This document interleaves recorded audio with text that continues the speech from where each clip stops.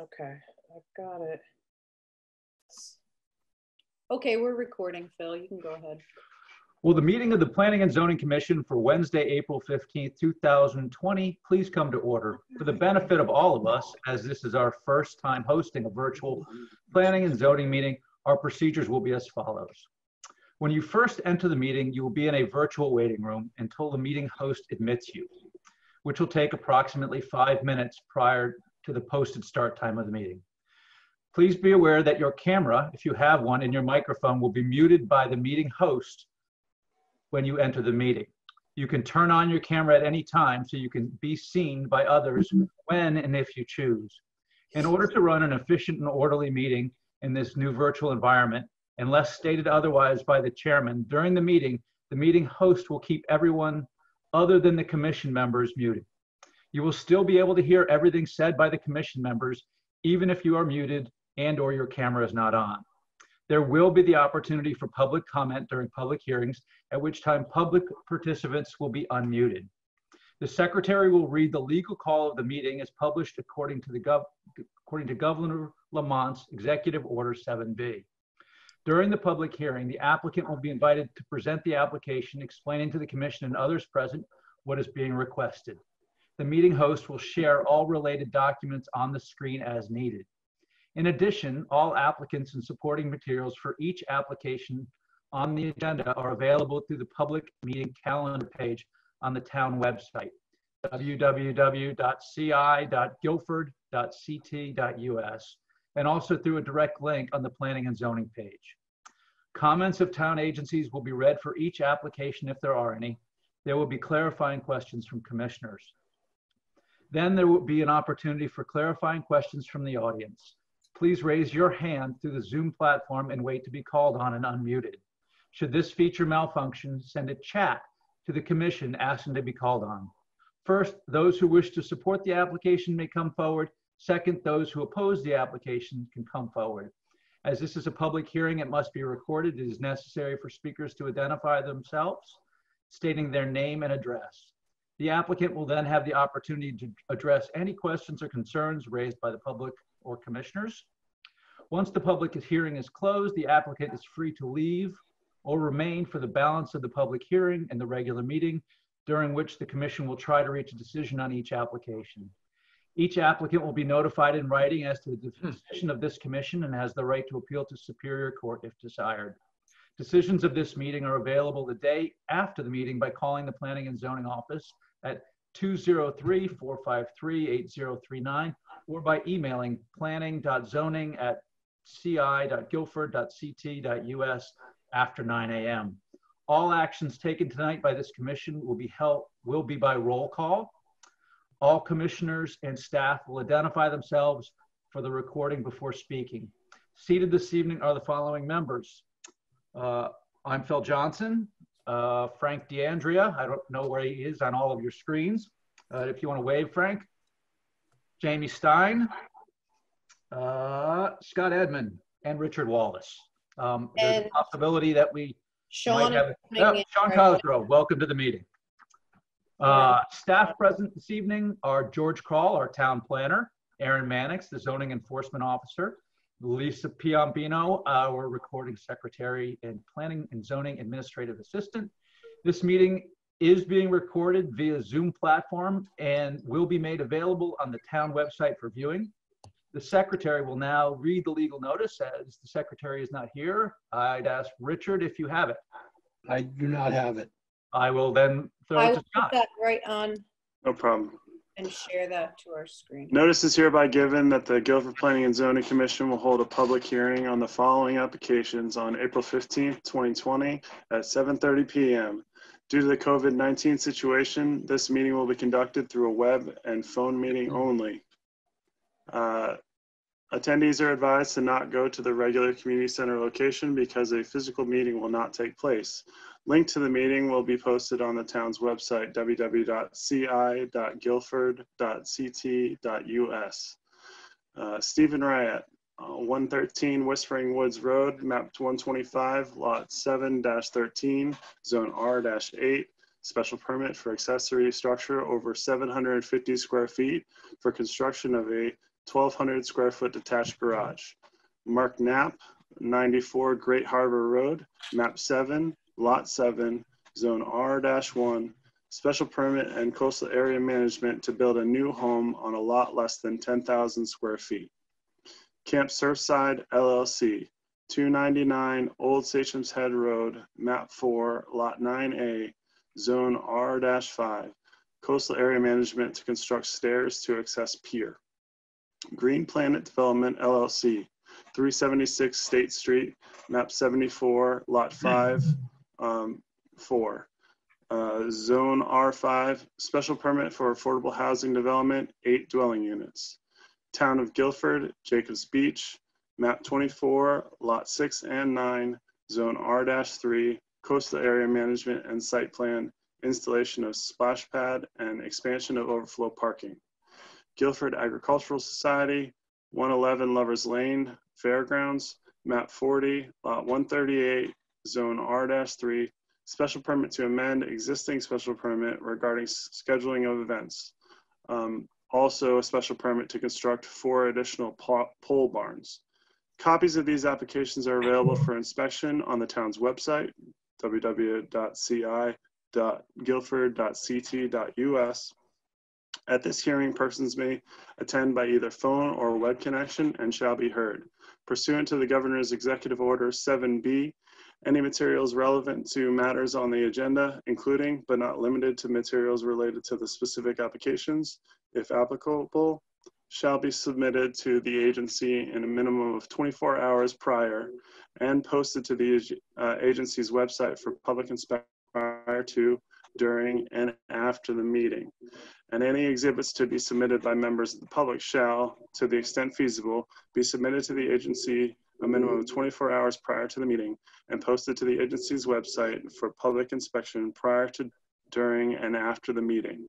Dated at Guilford, Connecticut, this first day of April 2020. Phil Johnson, Chairman.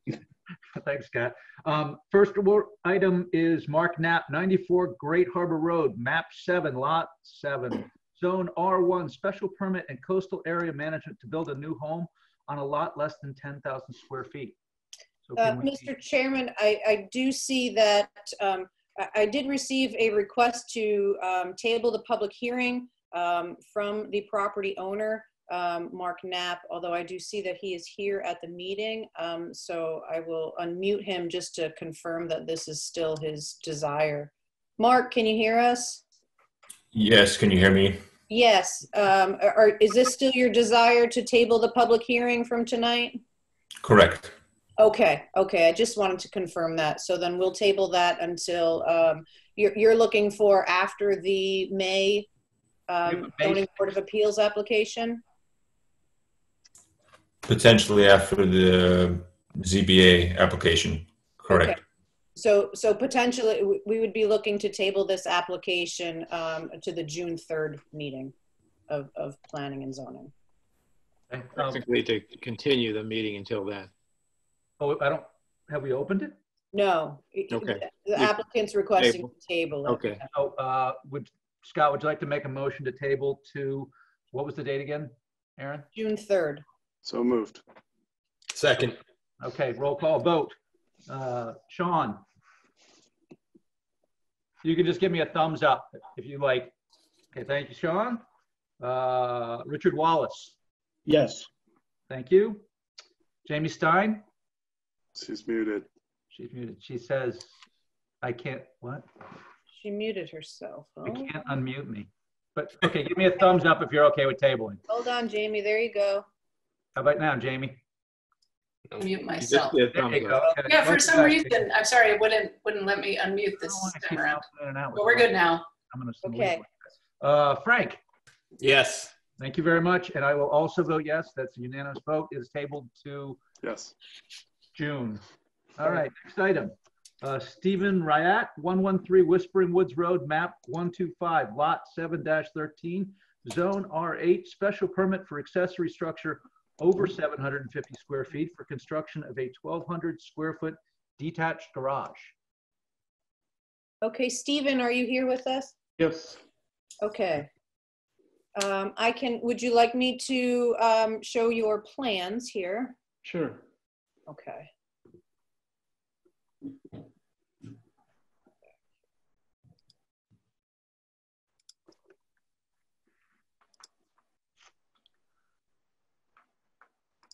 Bear with me, this is like clunky. You're going to screen share? Is that what you're trying to do? Yes, I'm going to get our site plan here for everybody, but Stephen, you can start discussing your application if you'd like. Yeah, I just want to build a 30 by 40 detached garage. Nice. Yeah, just, 4-car? I don't think it'll be for cars. Oh, all right. Probably lawnmowers and things like that. If you can see your screen here, this is Stephen. This is your copy of your survey from Waldo and Associates, and this area here that I'm circling is the location of the proposed detached garage. The structure itself is over 750 square feet, which is why Mr. Wright is here seeking a special permit application. The structure itself complies with the 50-foot setbacks for an interior lot in an R8 zone. In addition, complies with the height requirements for a detached structure in a residential zone. I can show you some other pages as well for Mr. Wright. A rendering of. Jamie, I assume that we've received all the receipts from abutting neighbors? Lisa, you mean? Yes. Thank you. Yep. You're good? There wasn't many. Yeah, I kind of took the opportunity to do a Google Earth to find out where you are. You're fairly remote. Yeah, it's in the woods. So, Correct. I think in your meeting documents, Phil, if there's nothing else that Stephen would like to say at this time, I think we do have some staff memos that could be read into the record. Sure. So I'll grab the first one. It's actually from Aaron. This property is a 6.5 acres located in North Guilford in an R8 zone. Considered an interior lot, 50-foot setbacks are required on all sides. The applicant is proposing a 30-foot by 40-foot detached garage along the eastern side of the house. A proposed gravel driveway will extend from the existing driveway. The proposed building will be steel frame and compliant with zoning height restrictions, a maximum of 20 feet to the peak. The applicant will have any additional roof water drain to grade on the property. Professional site plan and engineering structure drawings have been submitted with this application. Should the commission choose to grant this special permit, staff would recommend the following condition. 1, that the town of Guilford enforcement officer be notified to inspect the sedimentation and erosion control measures prior to site work. Soil stockpiles should be contained by silt fencing and/or hay bales. Soil erosion and sedimentation control measures shall be maintained until vegetation is established or suitable material is installed to the satisfaction of the zoning enforcement officer. Scott, you want to grab the next memo, which is from Dennis Johnson, Director of Health? Yes. Memo to the Planning and Zoning Commission for Dennis Johnson, Director of Health, April 8th, 2020. Subject Stephen Riat, 113 Whispering Woods Road, map 125, lot 7-13. The applicant's proposed accessory structure will not conflict with location or operation of the septic system currently existing on site. Terrific. Those are the only two memos that we have in the file. Yes. Do any of the commissioners have questions for the applicant? No? My guess is, Yes. my guess just by reading is that everything checks the boxes and it's properly to scale and just Yes, over 750 square feet. That's our biggest. Right. that's correct, Richard. Well, would someone like to make a motion to waive the second public hearing? So moved. Do we have any public comments? no, I don't. All right, hold on, let me, Anybody in the audience, I mean, wanting to speak? Right. I'm sorry, Phil. I can unmute everybody at this point. I think everybody kind of has the drill of not interrupting one another. So I think it might just be easier to unmute everybody in case we do have someone looking to.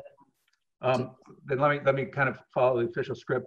Are there any questions from the audience for the applicant? Just to interrupt, I did unmute, so you are able to mute yourselves, and I would encourage you to do so if you're not speaking.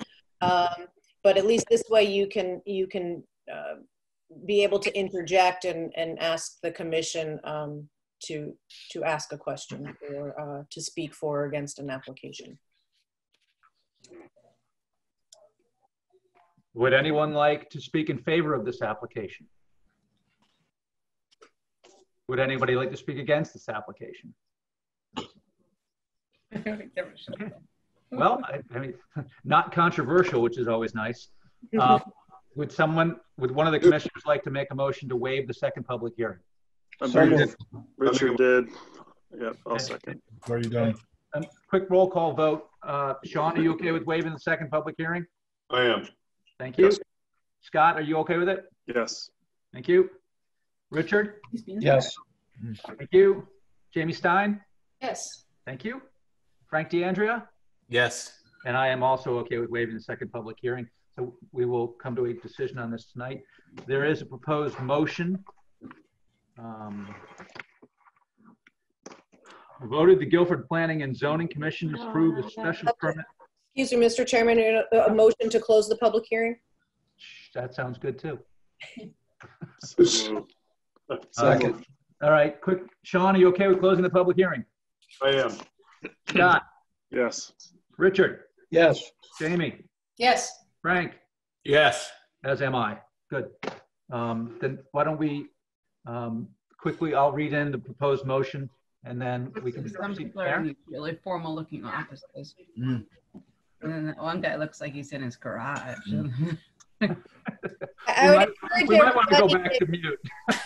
If that you are unmuted, so if you would like to mute yourselves unless you're speaking at the meeting, I would encourage that. Thank you. Am I unmuted, Aaron? Yeah, It's Lisa. Yes, yeah. I just muted you, Lisa. All right. Voted the Guilford Planning and Zoning Commission approve a special permit for Stephen Bryant for a 200 square foot accessory structure at 113 Whispering Woods Road, map 125, lot 7-13, as shown on the following zoning location survey property of Stephen W. in Yildia. Sorry if I butchered that. Bryant, prepared by Waldo Associates, dated August 22nd, 2019. Steel Core Structures LLC, Stephen Bryant, 15 sheets, 10/7/19. The application is approved with the following conditions.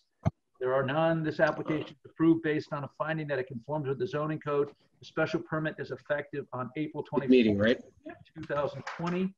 The one condition was the notification of the zoning enforcement officer with respect to sedimentation controls. Are you okay with those conditions? Yes. How about Stephen? Are you good on that? Yes. Thank you very much. Appreciate it. So, This is Scott Edmond, I'll second. right. So then do we want to hold on that or we want to vote on that now, George? What do you think? Well, you've already gone through the process, so you might as well vote on it. Lisa did just ask the question why you're acting on this in the public hearing, but you can go ahead and vote on it, I think, and then follow your normal procedure from here on. Okay. Jump in and correct me when I'm wrong next time, all right? So we have a motion, we have a second. Sean, are you okay with the accessory structure? I am. Thank you. Scott? Yes. Thank you. Richard Wallace? Yes. Thank you. Jamie Stein? Yes. Frank DeAndrea? I hear Frank? Oh, he's giving me the thumbs up. I'll take that as a yes from Frank, and I am also okay with it. So the motion to build an accessory structure is approved. Thank you. Next item on the agenda is Camp Surfside LLC, 299 Old Sachem's Head Road, map 4, lot 9A, zone R5, coastal area management to construct stairs to access pier. I believe the property owner, PJ Camp, is here. PJ, I would unmute. Yep, there you go.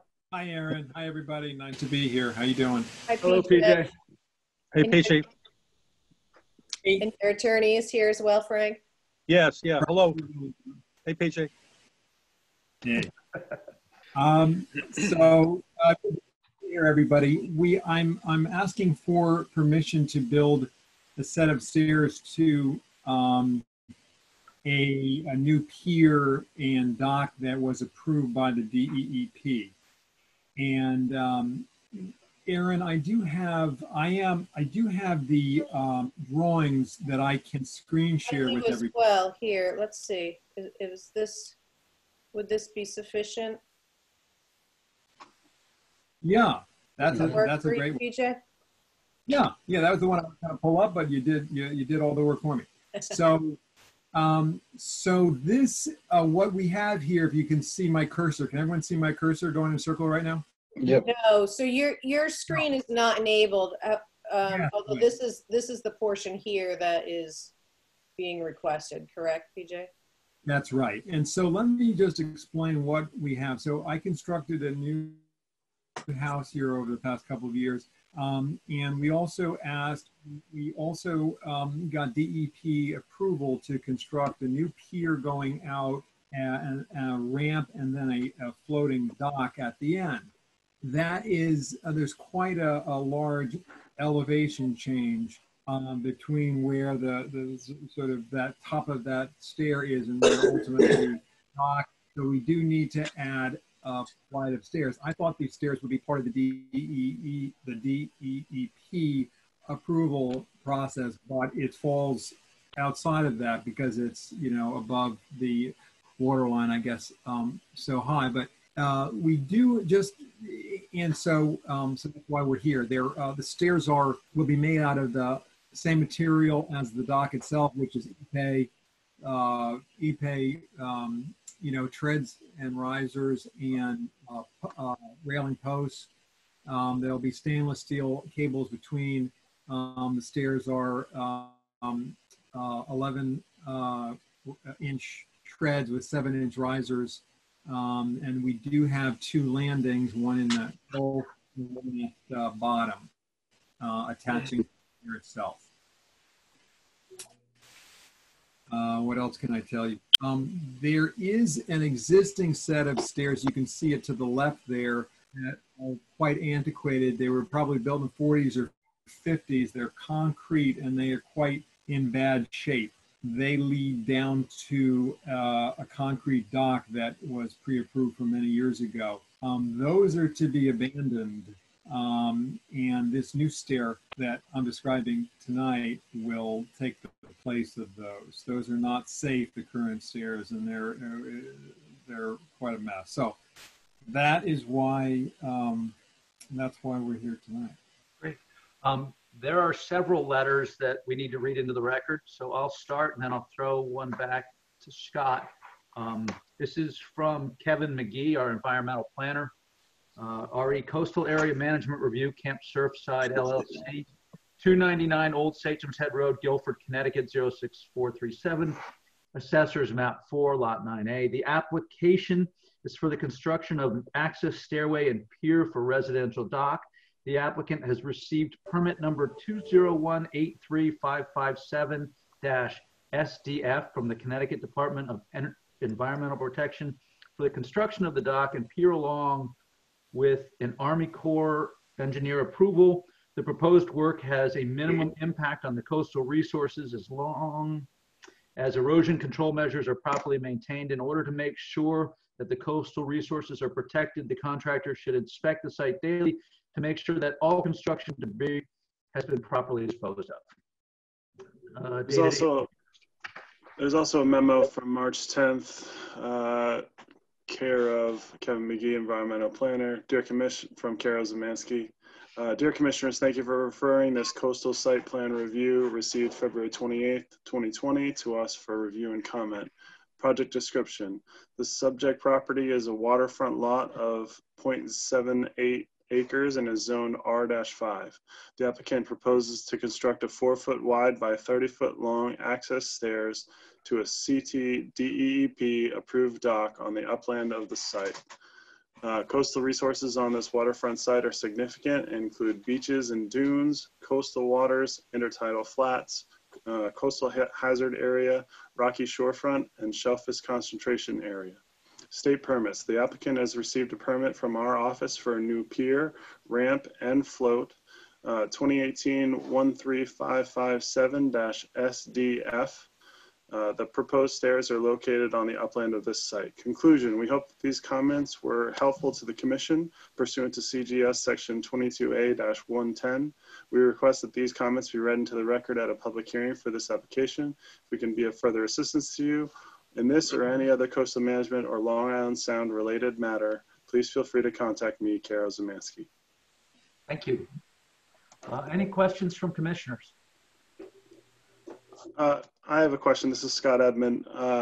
You said that you were abandoning the original dock and stairs that were there. Are those going to be removed, or are they simply just going to be left as they are?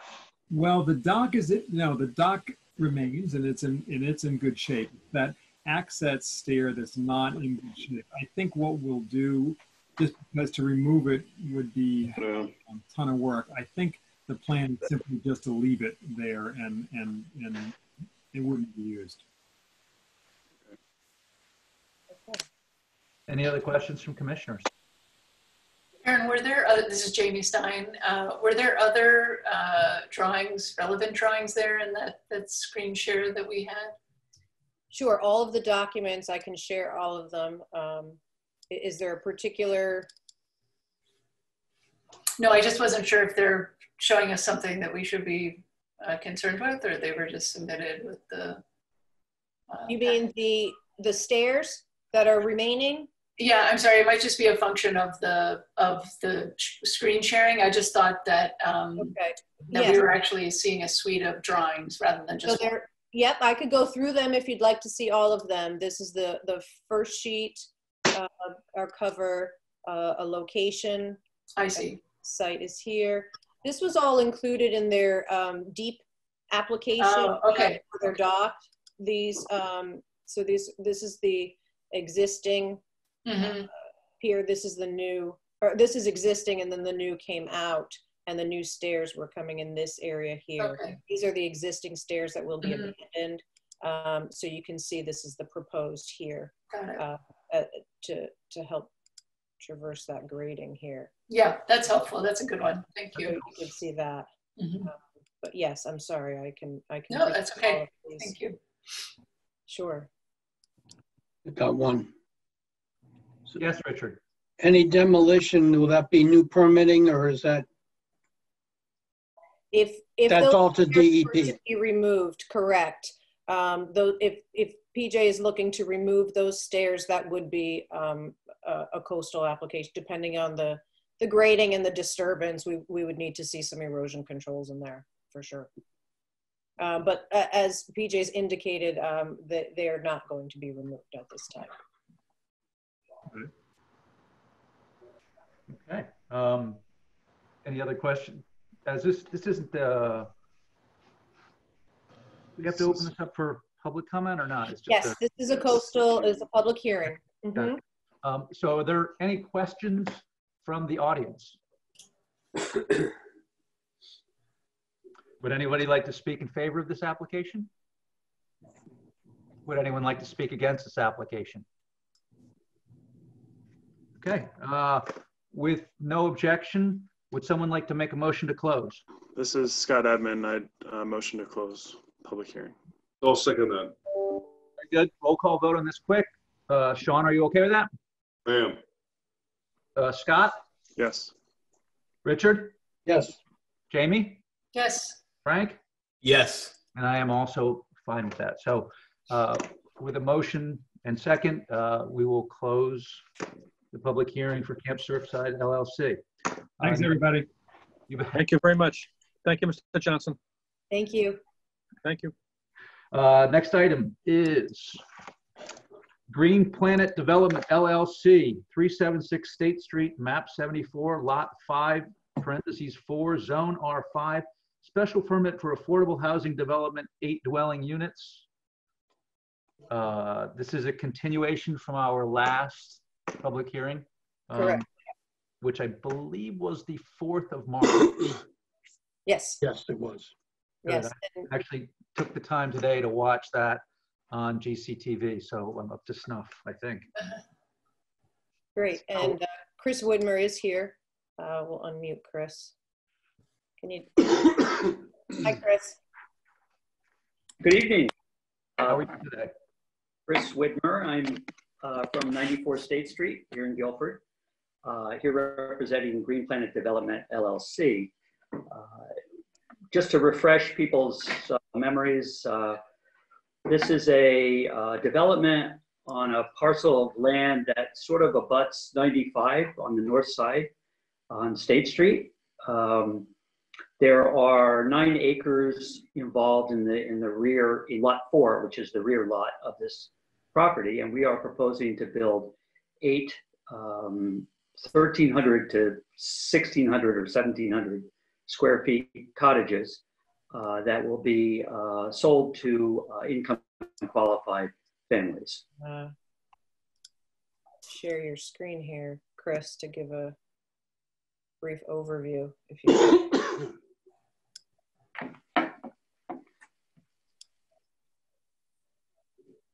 This is the 8 units here. My reviewing of the plan is that these are fairly set back, are they not, from the road? And actually traversing a bridge that you're building in order to get there as well. Correct. Yep. Correct. You can see, here's a bridge in here.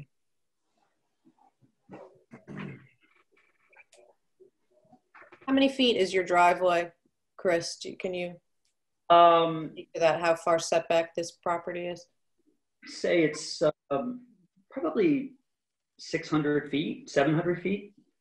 It's a ways off the state. There are 3 in front of it that one of which is an interior lot, the other 2 front State Street.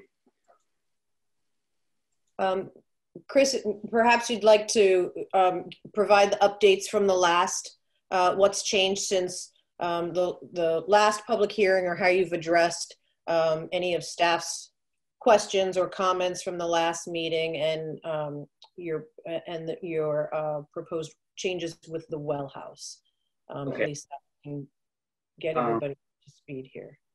So yes, in response to staff comments and questions, essentially, you know, the project itself didn't change all that much, other than Dennis was concerned that the well system we had in place served all 8. So we had 2 wells basically connected and serving all 8 units, and that, because of the numbers of people that we had to account for in the regulation, that required the system to be a public system, and that was something that we wanted to avoid. So basically what we did was we split the 2 wells. Each well now serves 4 dwelling units, and that gets each of the 2 wells out of the public water domain. In order to accommodate that, we brought the 2 wells to, we had a gazebo, sort of a screened pavilion that was in the center of these 8 units. And we created a pump house in that pavilion that the well up to each of the units. This rendering here. Yeah. So it offers a couple of advantages. First of all, it gets us out of the public water domain, but also allows us to centrally, if need be, we'll have the water tested once it's been, once the wells have been drilled, and we could put filtering, central filtering in for the units before it leaves the pump house. So that was one advantage of doing it this way. And that's probably the biggest change we made. I think there were questions raised by staff with regard to the ownership structure and how it was to be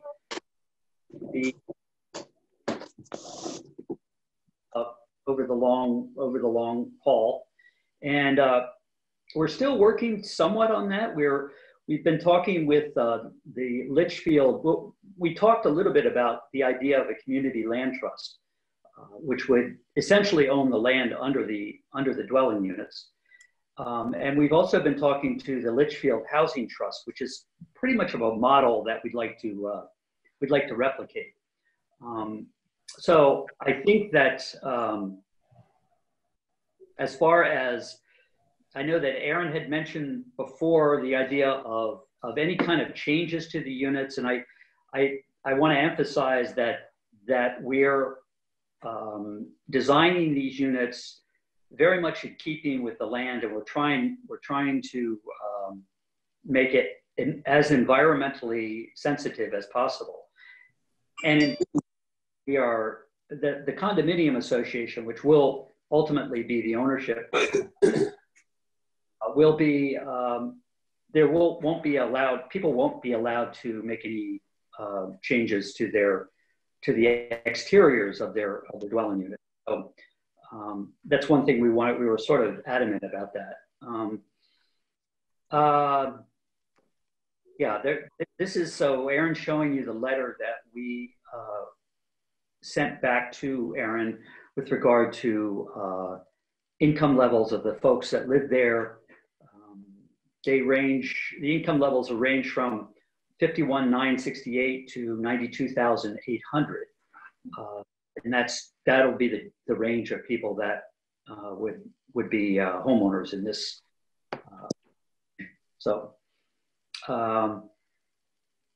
I think that's it, unless Aaron, you can think of anything else.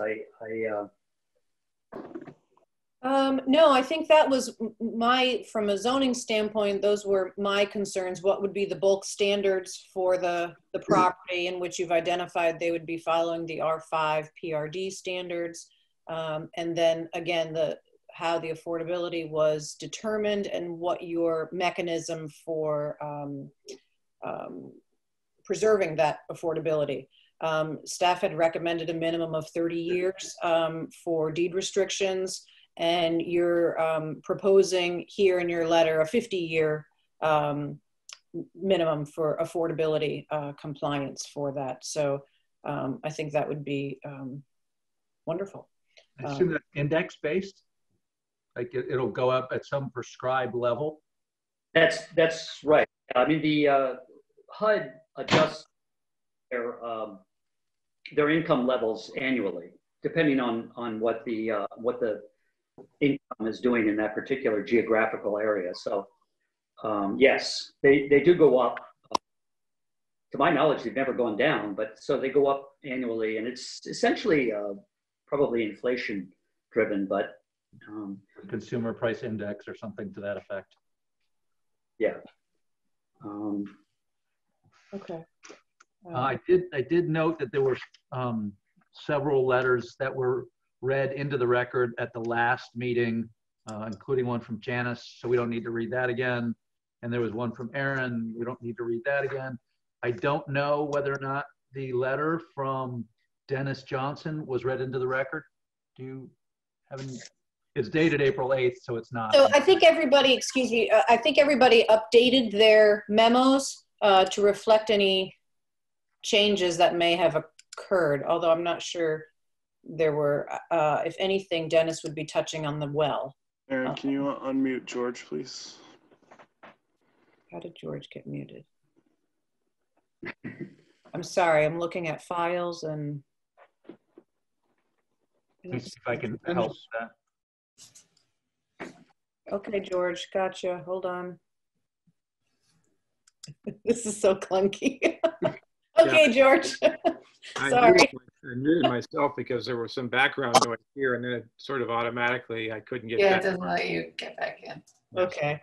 But I just wanted to point out that in the proposed motion for the for Chris's application, we did incorporate the R5 control mechanism and also the income restrictions and the other characteristics of control with regard to the affordability issues. That's all spelled out in the proposed motion, and it references the documents that Chris provided, which would then be controlling because there'll be conditions of the special permit, assuming you approve this. Okay. I think we should probably read in the memo from Dennis Johnson dated April 8th, 2020, because that would be after the last meeting, so it wouldn't be in. Soil tests conducted at the applicant's proposed lot on July 9th, 2019 revealed moderately permeable, suitable, and with areas of shallow bedrock. Suitable site locations were identified for installation of septic systems for the proposed 8 affordable housing units. Water supply will be provided by multiple shared wells with independent distribution to each housing unit. Based on the site plan review and soil tests, it's recommended that the applicant's proper use be approved with the following conditions. 1, all septic systems shall be designed by a licensed professional engineer. 2, based on the final building layout, additional soil testings may be required for septic system design purposes. Dated April 8th, 2020, Dennis Johnson, Director of Health. Okay. Did you want to do Kevin's as well? That was read in by Jamie at the last meeting. Now, did that change since the last meeting? This is dated April 8th, which discusses the approval and from the Inland Wetlands Commission. I'm not sure if this is. I'm happy to read it again if you'd like. We can submit it on the record. If Do you have a copy of that, Jamie? Erin's got it up on her screen right here. I can read it. Go for it. To Guilford Planning and Zoning Commission. This is dated April 8th, 2020 from Kevin McGee, Environmental Planner, regarding the Great Hill Cottage Community, 367 State Street, Guilford, Connecticut, Assessor Map 74, Lot 5. The applicant is proposing to construct an affordable housing development with 8 dwelling units on a 9.5-acre lot with an approximately 1,100 linear foot private road. The applicant has completed the checklist to guide low-impact development-based management practices and is utilizing several of the recommended practices. The proposed 20-foot wide road is being constructed with a permeable gravel construction. Stormwater management consists of water,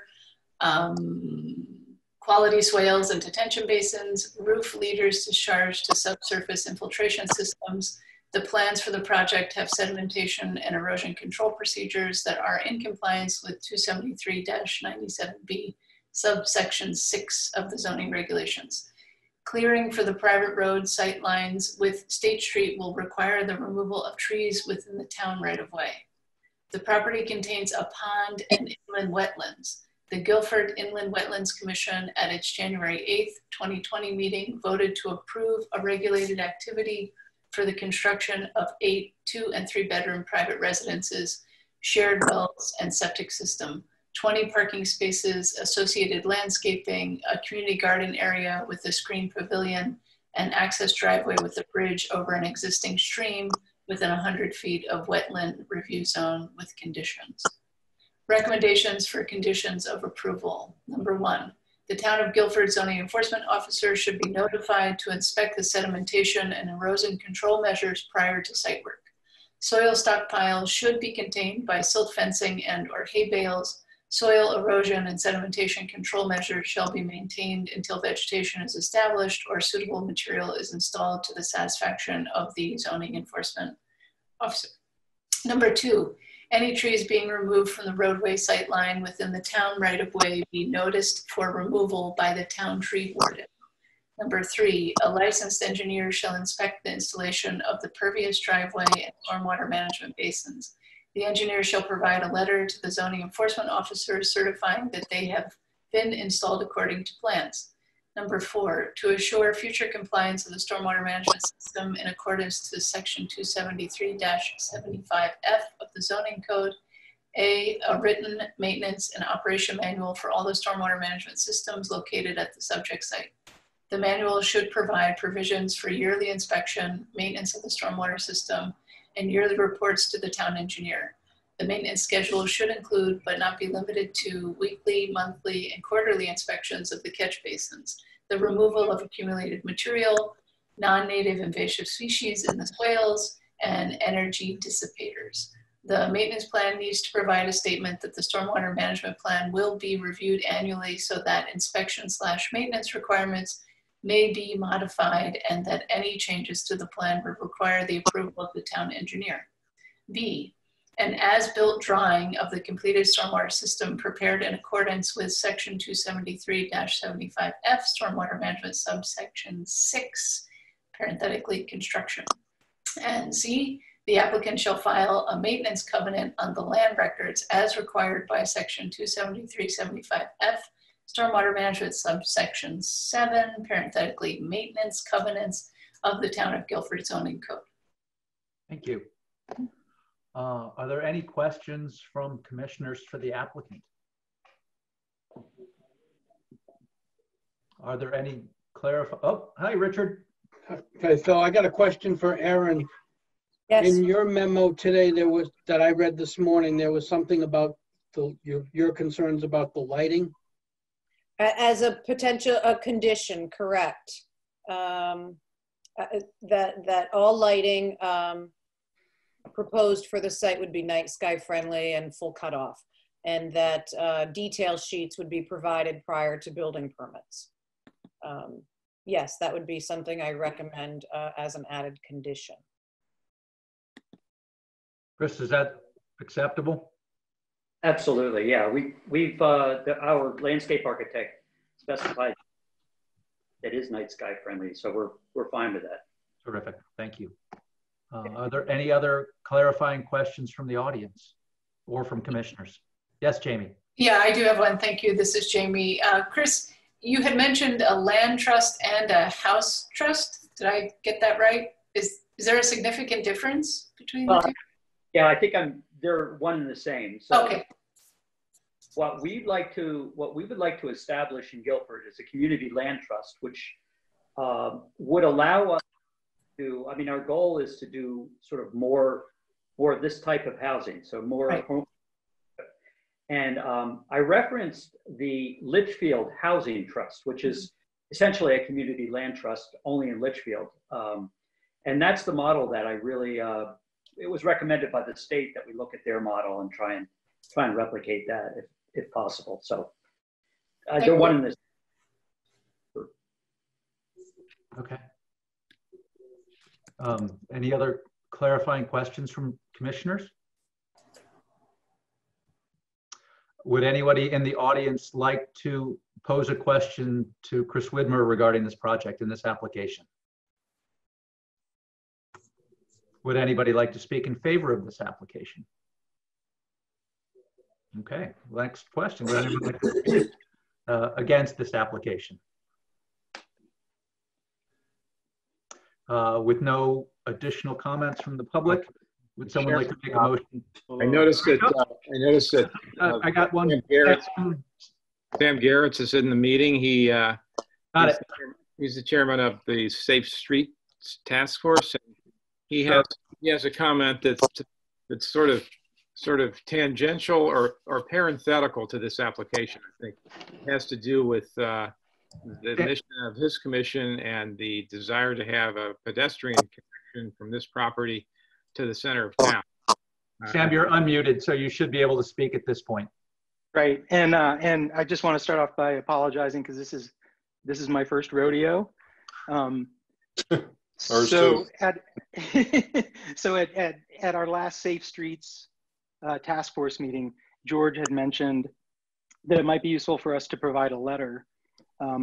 First of all, indicating that we strongly support this project, having viewed the plans and everything, but also that we've identified an opportunity that this project presents for making a connection under I-95 and up to 376 State Street. I certainly don't want to make people read this letter, and I'm learning. This is probably a lot more words than we wanted. I'd love to talk with Chris at some point about this. Sure. You know, the understanding I have from George is that everybody seems to be on board with the idea that this is a great opportunity for a connection. There is a question about funding. So I'm not exactly sure how this whole process would work. I would just like it in the record that the Safe Streets Task Force recognizes, first of all, it's a great project. We like the paths that are being proposed on the interior lot. We'd love to connect 376 State Street to Sachem Hollow on 310 State Street. And then, looking forward, I walked the property yesterday, and you can get to the Art Center pretty nicely from the property. And it didn't escape our notice that the 2004 transportation plan noted that State Street and Church Street / Durham Road really lack a lot of access in Guilford. And this would be a really nice pedestrian access if the interior sidewalk could be utilized to connect to Durham Road. It's an awful lot in one letter, but I would love to talk to Chris about it offline, if not in this meeting. Sure. If I could expand on that a little bit, not to put words in Sam's mouth, but I think the intent of this letter is not to suggest that this concept be in any way made conditional to this approval or be imposed on the applicant, but that there could be an opportunity to sort of piggyback some potential additional grant money that would be used probably by the town to construct a sidewalk from Sachem's Hollow to this property. This property does have internal sidewalk and pedestrian facilities, which are quite notable. But it was understood that connecting from this driveway and sidewalk to Sachem's Hollow would be a significant financial burden. And by bringing this up in the context of this hearing, it might be a way of perhaps leveraging some additional funding to the town, in all probability, to actually construct that sidewalk. I'm all in favor of it. I mean, it sounds to me like that would be, a great grant money application use. Yes. And I don't know whether or not Sam, your task force is the one to try and seek that grant money, but I'll let you and Chris try and work that out, because it sounds like everyone's on the same page with, thinking that's a good idea. Yeah, most definitely. Agreed. Yeah. I just have, this is Jamie. I just have one more clarifying question. Sam, in your letter, I think in point number 3, you talk about how you desire that the Planning and Zoning Commission does not impede this future effort in our design or in our approval. And I'm wondering, is there something specific that's in there now that you're worried about, or is that just am I misreading that part of the letter? Again, this is my first rodeo. It's okay. How did you get that fancy picture behind you if it's your first rodeo? Oh, because I now live in a Zoom world. Oh, okay. Almost all my meetings are like this. No, it was really just in case there was a change coming. So, like, for example, the thinking about where the wells would be. Oh, I see. If something like that, or if there was a desire to move septic in such a way that now would make it impossible to make that connection. I didn't expect that the houses would move necessarily, but just to make sure, because again, I walked the property, and it's a little bit uphill from 77 / Church Street, but there's a clear view from there. It ends up being really close, and I would just want to make sure that any changes in the plan that may occur wouldn't end up making that impossible. Okay, thank you. Any other clarifying questions from the audience? And would anyone like to speak in favor or against the application? I don't. Jamie, you don't see, Aaron, you don't see any chats to that effect, do you? No, I have not had any chat requests. Okay. Would someone like to make a motion to close? I'll make a motion to close the public hearing. Thank you. That's Richard. Second.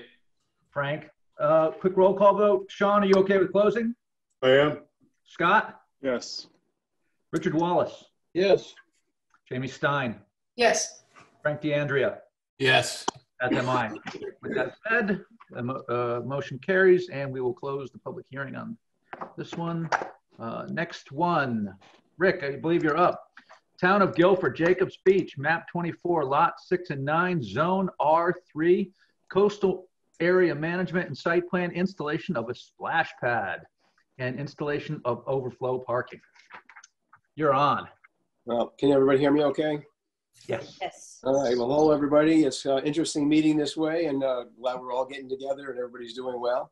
This is, I'm just going to do a very brief introduction, and I'm going to turn over to Tom Tavella, our architect. He can walk you more through the project. But this is a community-generated project. Came from Mandy Sorrentino, a local resident, and her committee. They approached the Parks and Recreation Commission with this idea of installing a splash pad, and we chose Jacobs Beach after looking at a few different spots that everyone agreed that was the best place to pursue this. Has the support of a lot of people in the community. There are a lot of businesses, individuals, organizations who have contributed to it, and they've been working hard on doing the fundraising. The Parks and Recreation Commission invited neighbors to a meeting. There weren't a lot that came. I think 6, 7, 8 maybe people came. They were generally in support of it. I think there were just some questions people had that we answered at that meeting. And then the Parks and Recreation Commission had a regular public hearing at the community center.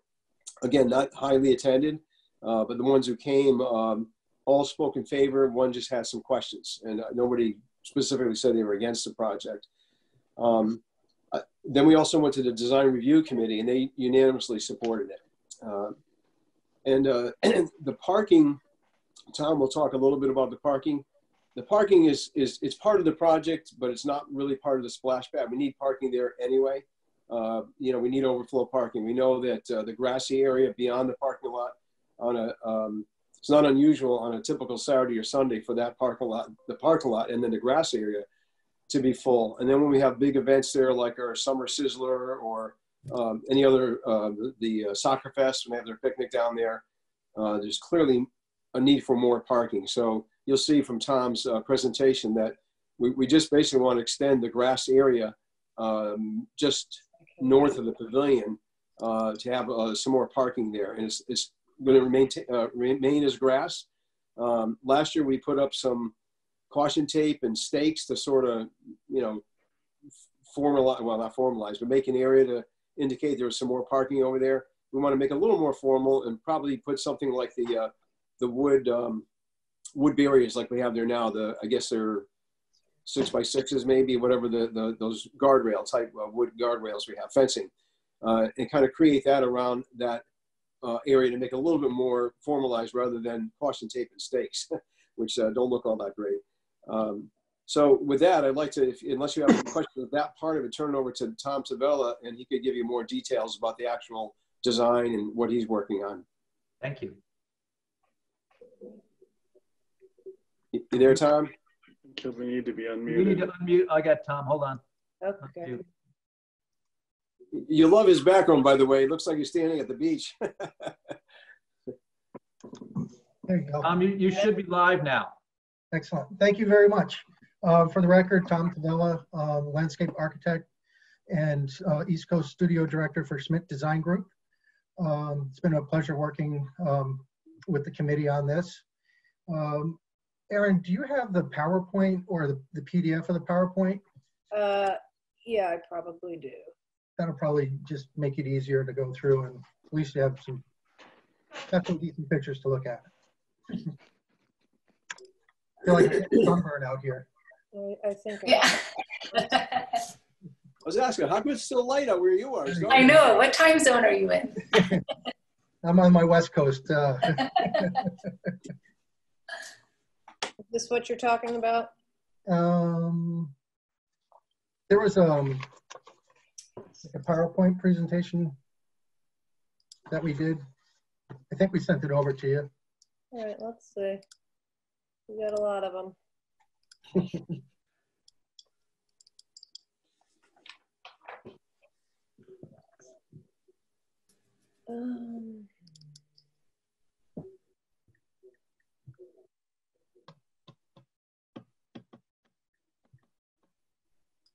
may have it right here.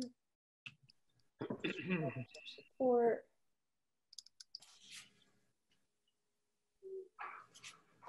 Want me to get my harmonica while you're waiting? I know. You know, I have all of your, I thought this was our PowerPoint here, the Jacob's Beach project. I can go through our full sets of plans then if I don't here. This was what I had. And let me see, I thought this was, it was 13 pages.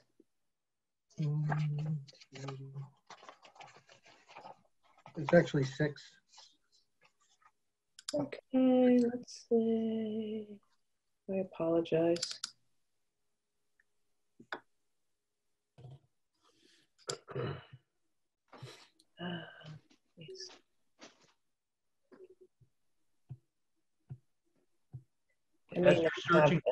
As you're searching for this, we have a reasonable amount of stuff to read into the record. Why don't I start with that? Is that fair?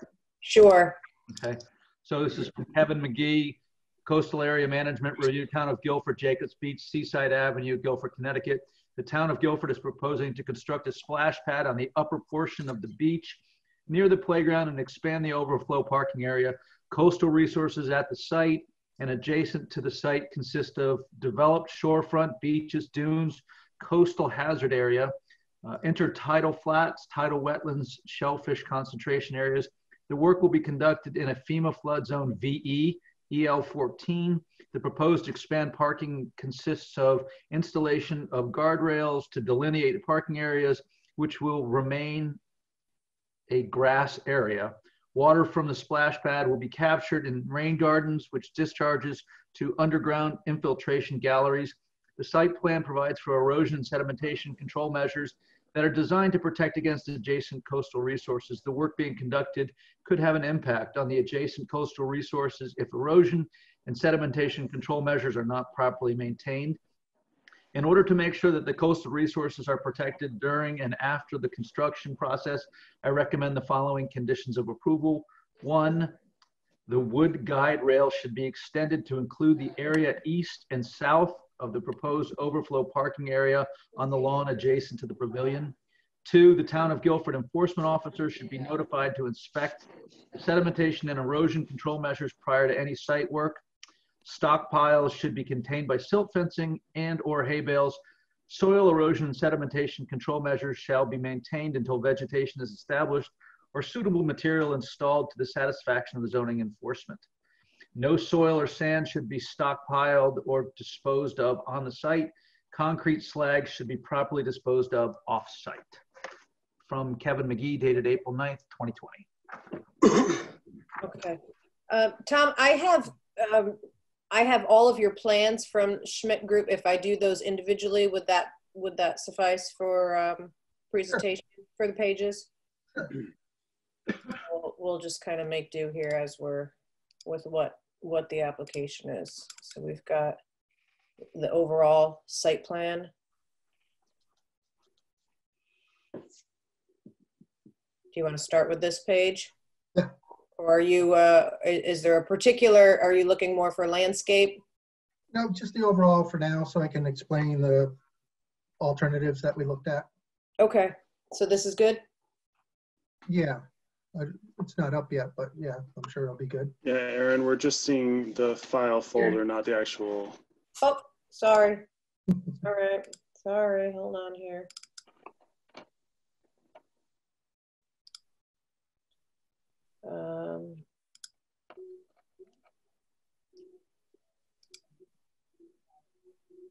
It's not allowing me to do individuals, which is lovely. Okay. You want me to share my screen? Yeah, let me see if I can get you to do that. Oh, yeah, you have to give me permission. It won't, I don't believe I can give you permission in the middle of the meeting. So what I will do is, I can just do a narrative if you want. oh no, I'm sorry. I have it all. There's another memo here from Kara Zemansky that I could read in. That'd be great. This is to Planning and Zoning Commission, Town of Guilford. Coastal site plan review to construct a number of splash pads, water park on the beach at Jacobs Beach Municipal Water Park, 198 Seaside Avenue, Guilford Parks and Recreation applicant. Dear Commissioners, thank you for referring this coastal site plan review received February 18th, 2020 to us for review and comment. Project description. The subject property is a 25-acre municipal waterfront park on Long Island Sound. The applicant is proposing to construct a number of splash pads on parts of the existing lawn and beach area over an 8,000 square foot area. Beach areas are coastal resources, and the Commission should do an alternative site analysis to determine whether this recreational use could be located elsewhere within the Jacobs Beach property or in another upland municipal park, since the water park use itself a water dependent use, and could be located on upland non-waterfront sites and parks. The proposal is considered quote unquote development in the floodplain under FEMA rules, and all utilities and parts should be flood proofed to the extent possible, as well as anchored on site so they do not float away and become an obstruction in a storm event. Page 3 of the application states, yep, that works. Okay. Page 3 of the application states that the stormwater and water from the splash pads will not be recycled, but will be directed to constructed rain gardens and an underground infiltration gallery. Are these galleries properly sized for the potentially long day usage that could be expected during hot summer months? Any fresh water not properly managed may cause beach erosion, and any fresh water which makes its way into Long Island Sound will dilute the saltwater environment, possibly causing damage to shellfish populations known to exist in the area. How will overflows be handled? Will the water park be shut down? Who will monitor the water park and how often? Will a telephone number be available to water park users on site to report any problems? Is any monitoring of the shellfish scheduled to take place to ensure that no shellfish are harmed? Silt fencing should be installed around the perimeter of the work area and around any soil stockpile areas. Best management practices should be put into place to remove concrete slag off-site for proper disposal. No sand or soil disposal should occur on-site given the many coastal resources which could be adversely impacted. Coastal resources at this waterfront park are significant and include coastal waters, coastal hazard area X, AE, and V, beaches and dunes, intertidal flats, shellfish concentration area, tidal wetlands, and developed shorefront. These coastal resources should be protected during the construction period. In conclusion, we hope that these comments are helpful to the Commission pursuant to CGS Section 22A-110. We request these comments be read into the record at the public hearing for this application. If we can be of further assistance to you in this or any other coastal management or Long Island Sound related matter, please feel free to contact me, Carol Zemansky. There appear to be a number of comments that were, or corrections that were inserted into this letter. Aaron, do you know who made the comments or corrections? And I think we should read those in as well. Corrections in? Like, for example, comment TT1, actual size of splash pad is 1,559 square feet, where this says over an area of 8,000 square feet. She wrote 8,000. Yes. Were those addressed by your company, Tom? Yes. Those were responses to. Scott, you want to read those comments just because it's in micro print? Sure. Comment number TT1, actual size of the splash pad is 1,559 square feet as opposed to the 8,000 square feet that Carol Zemansky wrote. Comment TT2, in regards to the comments about, trying to find the beginning of it.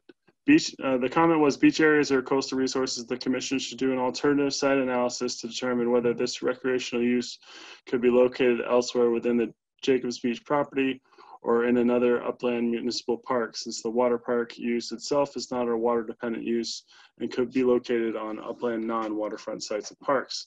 The comment is an alternative location was considered closer to the existing picnic pavilion. Test pits were conducted on November 11th. The location next to the picnic pavilion was ruled out due to the high levels of clay 2 feet below the surface, which would not allow the proper infiltration of runoff into the soil. There was a question about are the galleries properly sized for potentially long dry usage that could be expected during hot summer months? Comment number TT3 answers yes, the water calculations were made. The total gallons per minute of all components we're on is 75 gallons per minute. The splash pad goes through a circuit, so we assume half of the components will be on, or 37.5 GPM. We will assume the splash pad is active for approximately 4 hours per day. This is an average, and the first week or so, it will be higher than a drop-off. This equals 9,000 gallons per day. If the splash pad runs from Memorial Day to Labor Day, that's 120 days. Assume quarter of the days will be rain or cloudy. So an operational 90 days per year. Using these calculations, the infiltration galleries were designed to handle this amount. Note this doesn't take into account any infiltration that will occur in the rain gardens. There was a question about will a telephone number be available to water park users on site to report any problems? Comment number 4. The splash pad runs off a timer. The town will have the ability to program when it goes on and when it turns off. A phone number will be placed on the rules sign in case of emergency. There was a question about is any monitoring of the shellfish scheduled to take place to ensure that no shellfish are harmed? Comment TT5. This is a question for the town. I assume yes. And finally, there was a comment, these coastal resources should be protected during the construction period. And comment TT6, we will add additional notes to our site preparation and sediment and erosion control plan. Thank you. It's interesting. I walked by Sluice Creek after a rainstorm the other day, and you could not be pushing more water from Sluice Creek out into the Sound. So I have to think that the amount of potential runoff from a splash pad is pretty minimal in relation to the natural runoff that this area gets on a regular basis from Sluice Creek. But that's one person's comment. So, yeah, Rick, I wonder if you have some comments related to Carol's concerns. Well, one regarding the shellfish. I did talk to when we first got that letter to I think it's Ed or Ned Lombard, the chair of the Shellfish Commission. He indicated the closest shellfish bed is over at Grass Island, and he was going to check with his Shellfish Commission. I did not hear back from him after that. I think I did try to call him one time and wasn't able to reach him, but in his opinion, I mean that's pretty far away from where the splash pad is going to be. That the chance of whatever water goes into the fresh water that may get into the Long Island Sound there, it's got a long way to go before it gets to the shellfish bed. You also have the river, the Neck River and the East River that pour in and out, and there's a pretty significant current taking both the water in and out at that location where the shellfish are. So there's a pretty good natural barrier either way you look at it. This is Scott Edmond again. What kind of treatment, if any, would there be to the water used for the splash pad? The treatment none. It's just public water. Okay. It's just public water. There's no filtration or chlorination or anything. Just whatever comes out of the street, public water. Then the water will go into the rain gardens, which will start cleansing it. Then into the infiltration basins, which will sit and cleanse in there as well. And then move through the sand over 200 feet before it hits any water. Very good. There's a letter here from Dennis Johnson. It's a quick one. Director of Health, dated April 4th. Town of Guilford, Jacobs Beach, map 24, lots 6 and 9. The applicant's proposed splash pad and expansion of overflow parking will not conflict with the operation or location of septic system currently existing on site. Aaron, do we have the plan that we can show? Yes. Let's get it.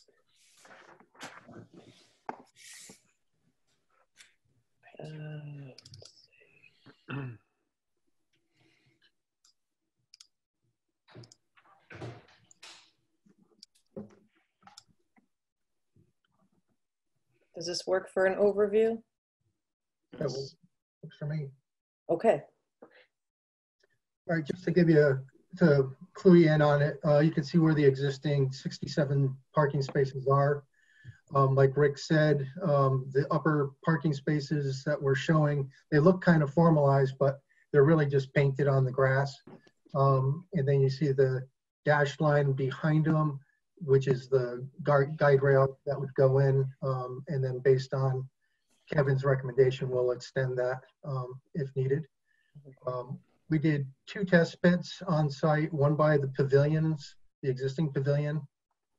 And as noted in my comments, we got about 2 feet down and it was all clay. So we ruled out that as an option. And the second option was on the other side of the playground, where the cursor is now, kind of where right behind me. And we did test pits there. We were able to get down to 8 feet, and we did test pits with the health department, and they perked wonderfully. So we feel the rain gardens are going to do a great job, and the infiltration chambers will be able to handle all the water, and whatever goes into the ground from the rain gardens is just an added bonus for us. So the total parking can come up to 118 depending on the needs and what Rick and the Parks Department foresees for the additional overflow. We look at, do you have a close-up of just the splash pad too? To talk about the elements? Sure. Thanks.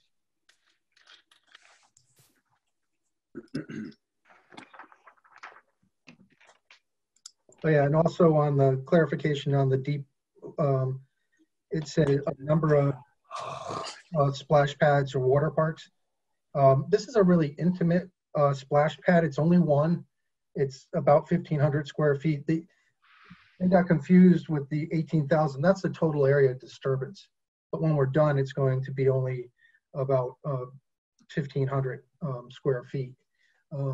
So it's not a huge feature at all. So we're not making an amusement park out of here. Great. I can show you this one. This is a rendering. Yeah, that'd be great. Conceptual one. Yeah. We modified this slightly. We took the accessible paved pathway and we slid it to the east corner of it. It was just easier to make the accessible grade work there. You can see that there's benches lining the splash pad. We have some boulders sitting around as well. We added a small berm that's less than 2 feet around the boulders on the east side. And then the wood play elements is surrounded by a small dune as well. And that's just to help keep the wind-blown sands from getting onto the splash pad itself. There's a 5-foot non-splash area around the entire area, so parents can walk around the splash pad without getting wet if they didn't want to. About 3/4 of the water will drain towards the rain gardens, and in front of each of the rain gardens we have we're calling a low tide pool play area. So there'll be boulders, well, actually not boulders, flat stones placed within a little bit of a divot in the concrete, so kids can walk in there and stamp around and enjoy the water that way as well. We set this up for a couple zones. We have a toddler zone where you can see the little turtle in the green element. So those will be for the little kids, and then the bigger kids will be over by the east side of the zone with the geysers and sidewinders and water blooms. We try to do that so there's not a conflict of big kids and little kids hitting each other. We do have some wood play elements in there as well on the sand, so kids can play on those as well. And one of the features that we always like to do is do something interesting with the pavement. It's a concrete light broom finished. It's going to be a light gray color, but we're going to stamp it with different animal tracks that would happen to be in the area. So whether it's raccoons or egrets, whether it's crabs or starfish, we come up with a pattern with that. So we can kind of tell a story about what tide pools and what the surrounding elements of fauna around the area are. The rain gardens themselves, you can see a sample of one. They're planted with native materials that are indigenous to the beach environment. So beach plum, sand cherry, elements like that to go in there. And then where you see the big sign that says beach, that's where the underground infiltration chambers will go. And that'll take any excess water and overflow. All the elements except for that turtle are ground fountains. If there's a storm event that we know is coming, each of those have caps that can be put onto each of those ground geysers, and that'll help protect it from any sand that might blow over on top of it during a big storm event. The turtle itself is only 18 inches tall, so it's not a very big and intrusive element. And there were some questions about how does this thing work. And basically we're going to put a controller over at the pavilion, and then we run a wire, which is just like the wire that you use for your irrigation systems. And that'll go to that little blue dot, which is the drain and press and play. That's the smart node. And that's where it's going to tell each of the different features to go on and what time and what sequence it is. So that's where you usually get either a quarter to a half of these elements going on at one time. If a kid hits it once, it'll start the sequence. If they keep on hitting that button 10, 20 times in a row, they'll only still go through that one sequence before it stops. Then they have to hit it again to make it go again. So that really reduces the amount of water that's going to be flowing through this thing for that 4 to 6 hour period during the day. What else do we have to say about Tom, this is Erin here. Just a question for you and Rick. The design review committee had some comments regarding materials and what they would prefer out there for, I believe it was with respect to the boulders, correct? Could you? Yeah, they suggested that we might use driftwood instead. So we've been talking with the committee about that and how that might be able to be incorporated into it. Okay. But we'll still probably have some boulders out there as well. Okay. This is Rick. If I can just, before you leave this page, Erin, yeah. We selected this spot for a lot of reasons. One of them is it's tucked into that corner there. You see it way over to the right. Those are the bolt racks, and that green area is already there. It's going to be a different green area. It's going to be more native stuff that Tom's going to propose be planted there. But so the water draining to that already exists. Just going to make it better than what it is now. Just kind of, a lot of weeds and stuff there right now. But it's a relatively small, if you think about it, Tom, I believe it's 30 by 50, correct? Yeah. Roughly. So yeah, about 1,500 square feet. Yep. I don't know if there's a bigger, like an area that we have of the whole thing. We see it's relatively small. You know, there's a lot of beach that's still left there. And so that area was selected by Tom and approved by the Parks and Rec Commission because of where it is. It doesn't really interfere with the beach at all. We even looked at another site in town, but it was all well water, so we knew we wouldn't be able to supply enough water for our splash pad to work. Yeah, that's the location. Kind of give you an overall of the whole beach, or the whole park. And this size here. You can see it's pretty small.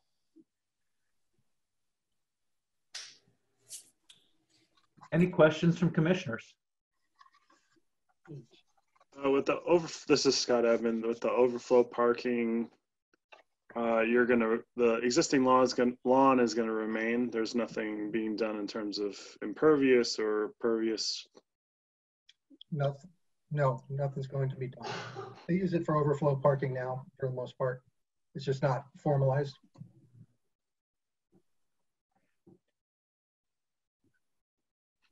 Are there any questions from the audience that they would like to ask the applicants? I'm sorry, Tom. Obviously, if you have more to keep going on, no, that's okay. Shorter the better for me. Would anybody like to speak in favor of this app? Before we go down that road, we got a significant number of letters, and I'm going to just read a couple of them because they seem to be universally in favor of it, and I think you'll get a good sense for them. This one is from Charlene Blake, 150 Squaw Lane. I had the opportunity to attend the Park and Rec meeting Monday evening and hear the architect review the plans and present this rendering of the project. The committee for the splash pad, chaired by Mandy Sorrentino, done a wonderful job gathering the facts, involving the community, and working with the appropriate companies for the development of this project. The splash pad will be a great addition to amenities at the beach, and I look forward to enjoying it with my grandchildren. From Robin Volano Sr., good afternoon. I'm ready to express my support of the splash pad at Jacobs Beach. It will most definitely be an asset at Guilford. My grandsons and future generations will enjoy it immensely. From Amy Wasterlane and Jordan Flowers, I am Guilford, parent of 2 young, and am waiting the commission, and I'm writing the commission to express my strongest possible support of the splash pad at Jacobs Beach. Jacobs Beach is already a wonderful place for our kids with beach and playground, but a splash pad will make an enormous difference in our ability to enjoy summers locally in Guilford. Guilford is very much in need of an inclusive, accessible facility like this and a safe place for kids to cool off and run around. I feel that the Park and Recs Department and the Splash Pad Committee have been very thoughtful about the design of the splash pad and further express our support. My family has already contributed $400 to the project. Please help us make this a reality for our kids. And then this letter, I am writing to the commission to express my support of the splash pad at Jacobs Beach. A splash pad will be an asset to Guilford and a wonderful addition to Jacobs Beach. Guilford is very much in need of an inclusive, accessible facility like this, and I feel the Park and Recs Department and the Splash Pad Committee have been very thoughtful about the design of the splash pad. This splash pad will only add to the appeal of Guilford for our families. Our grandchildren will love this. Thank you. This was sent individually by Charlie and Beth Miller, Kimberly Schmidt, Alyssa Stevens, Lindsay Fondella, Sarah Lizzie, Elizabeth Gavin, the Wood family, Edward Colodizite, sorry about that, Edward, I butchered your last name. Danielle Volano, Robin Volano Sr., Allison Demuse, Diane Hall, Lindsay Fontanella, Amanda Francis, and Jennifer Petavolano. So I would like to thank you all for expressing your support for this project, and Rick for helping organize probably their support. But it's always great to have the public express their support. To that end, if there's anyone online now that would like to speak in favor of this application. This is Mandy Sorrentino. I would like to. Please, Mandy, obviously it's Mandy Sorrentino. If you could state your address for the record, that would be terrific. Great, thank you. Mandy Sorrentino, and I live at 249 Driftwood Lane in Guilford. I'm the chairperson of the Splashpad Committee, and I just wanted to express my personal support for the project and then also reiterate that there are many, many families in town that are in support of this project and excited for this project.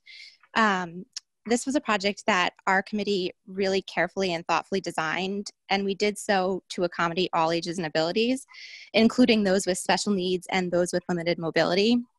I think the key thing here is this is a really inclusive facility for all ages. So from your youngest toddler straight up through some of our elderly community that currently can't get easily in and out of the water down at the beach. As you've heard from Tom's presentation, this is a very modestly sized splash pad and consists primarily of ground fountains, all of which are and were selected for their lower water flow features. It was really important to our committee to be able to repurpose as much water as possible and to be as environmentally responsible as possible with our design. And there was mention about going before the design review committee, and they were unanimously in favor. We've touched on their recommendation to use driftwood for seating rather than boulders. Our committee did meet and discuss this after that meeting quite extensively, and we're in complete agreement that it would be beautiful aesthetically. However, it does become a bit cost prohibitive. So incorporating a full design change and replacing all the boulders with driftwood really is cost prohibitive, both from the availability of natural driftwood. It's really hard to find pieces that would be appropriately sized and weathered to use naturally existing. And anything faux that would hold up to the elements would be very, very expensive. And furthermore, the cost to properly secure driftwood so that it's not a flotation risk really adds up quite quickly. So for that, and the fact that we have had some local businesses purchase boulders, they're a primary source of our sponsorship. We are in the position of, probably keeping those boulders in our design. So I just wanted to make sure that I mentioned that. But overall, every feedback that our committee has received has been really, really positive. And I think this is going to be a really great thing for our town and for our community. Just thank you. Thank you. Would anyone else like to speak in favor of this application? Is there anyone that would like to speak against this application? With no further comments, would someone like to make a motion to close the public hearing? So moved. That's Frank. Scott Edmund, I'll second. Okay, roll call vote. Sean, are you okay closing? Yes, I am. Scott Edmund? Yes. Richard Wallace? Yes. Thank you, sir. Jamie Stein? Yes. Thank you. Frank? Yes. Thank you. Philip Johnson, I am also in favor. Very good. We move on. The motion to close is carried. Next item. I'm going to go slightly in a little bit different order and do the pole barns first. This is the Guilford Agricultural Society, 111 Lovers Lane, Fairground, map 40, lot 138, zone R3, special permit to construct 4 additional pole barns. Who is presenting for the Ag Society? Do you know, Aaron? I do not see anybody. Do we have anybody on the line? George, have you spoken with Barbara? I spoke to her last week. She was certainly aware of the public hearing. I have not talked to her in the last few days. Okay, well, with the Ag Society not here, I guess I would have someone make a motion to table this to our next meeting. So I'll make a motion. Yes, sir. That was Sean. Make a motion. Sean. Make a motion to continue to our next meeting in May. I have a question. Someone is chatting saying that they're here. Didn't I? Hello. How are you? Somebody's here. Mr. Chair, you can. Hi, Barb. Can you hear us? HM Acres. Let me unmute you, Barb. Okay.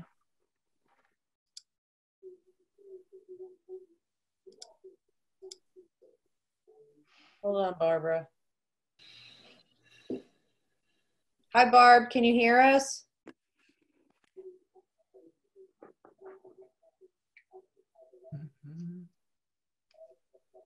I hear a voice, but I'm not sure where it's coming from.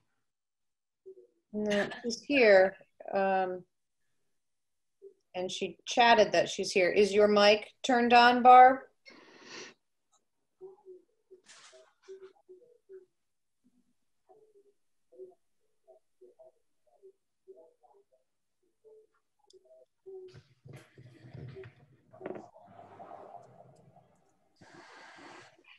We lost Frank. May have some technical difficulties. I see that Barbara is here, but I'm unable to hear her at this point. Would you have any suggestions on this, George? Shall we table? We could continue with the meeting and maybe with the other business, and maybe the technical issue can be resolved before we have to end, Okay. end the meeting. Well, I have a question. Can I be heard? Certainly. Mr. Schaefer, how are you this evening? Okay. I'm housebound in Manhattan, but I'm an adjoining neighbor, and I never received any notice of this application and know nothing about it. Shouldn't I have gotten the notice, and shouldn't I have some information about this? All of the information is, with respect to the applications, is currently available on the Planning and Zoning website. Well, no, but I didn't have notice in the first place that the application was made, so I haven't had time, I haven't had any opportunity to go on the website and see what this is all about. As you know, I'm here on another subject, but this apparently is related to it. Yes. And I don't know if any other neighbors have had notice, because I know at least one other neighbor is very upset about not getting notice about the other applications that are being made. George, what are the current rules with respect to notice under Governor Lamont's order or hearing? I'm sorry, go ahead, Aaron. I'm just looking, the notices would have been sent out, and Barbara, let's see, I've got one other here. I don't know, is David a representative for the Ag Society or not? At the time, the Ag Society would have mailed certified letters to the records, who is on the mailing addresses per the tax department. I'm not sure, as an abutting property owner, what that mailing address was, whether that's— I know what my address was, and I didn't get anything. Okay. So I don't know if we have access to the file with the copies of the notice, the mailing notices that the applicant provides, whether or not we have that. We probably don't have that physically in front of us. I do not have a copy of the mailing certificate on my records here, although I would leave that up to the Agricultural Society to comment and provide that documentation. Be that as may, I got notice on the application for 2 special permits at the appropriate address, which is here where I'm presently housebound, but I got nothing about this. So that's nothing about what? The meeting notice? No, well, I got the meeting notice today, which I must say was fairly short notice, but also letting that go aside for the minute. I don't know what this is. Apparently something different than the 2 permits that the society is seeking with respect to the use of the property. It's apparently to erect some other structures. I never got any notice of that. And I don't know how it would affect my property. These are the same 2 applications that were made several months ago that you probably are referring to. So you did receive notice of those. I'm on the line right now. Hi, Barbara. Hi, how are you? Identify yourself. I'm gonna. Hang on. Yeah, I muted your laptop. Okay.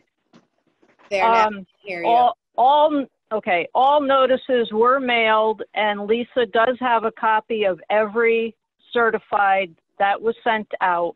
We did get letters back that no one responded to for picking up or attempted deliveries or whatever the case. So we did everything that we were supposed to do. Okay. I'm just going to, if we could open the public hearing for the, now that Barb is available to speak, and then we can let her discuss this, as I have a chat from Howard Brown as well, who is looking to speak regarding this application. Okay, let's let the applicant make their presentation first, and then we'll. Right, since Barbara's here, I think that would be appropriate. So, Barb, I read in the pole barn application. It's the special permit to construct 4 additional pole barns. Do you want to address that one first? Certainly. Basically, every year we end up renting tents, and the cost is, you know, it's getting up there. The tents are starting to look a little more ratty, and we have had this plan for many, many years to actually put buildings on the fairgrounds, which would make it more uniformed, and I think it would add, the look would be much better. We are looking at putting on 2 more enclosed buildings, which would be for exhibits, mainly, especially those that when it rains or dust or whatever, people kind of feel funny putting some of their exhibits in. This will help to curtail some of that. The other thing is it will help us for storage of items that we utilize during the fair and some of our equipment. The other 2 would be open pole barns, which would be strictly for the animals.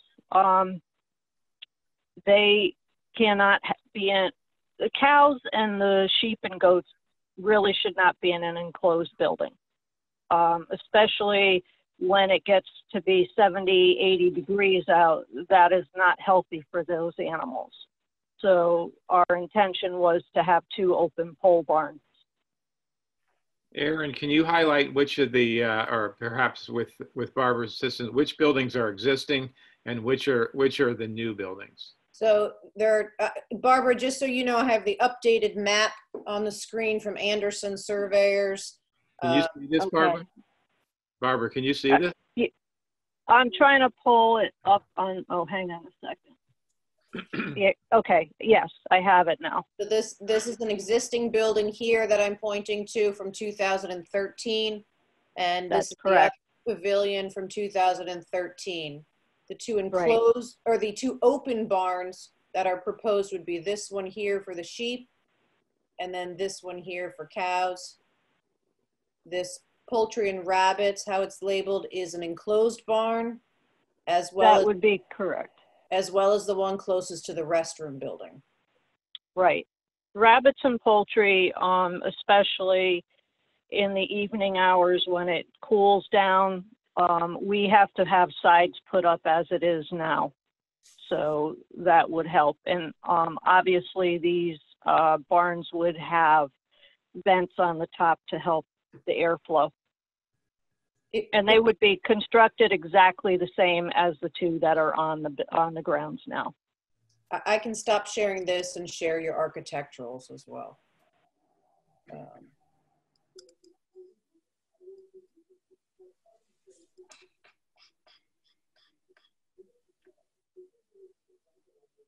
In theory.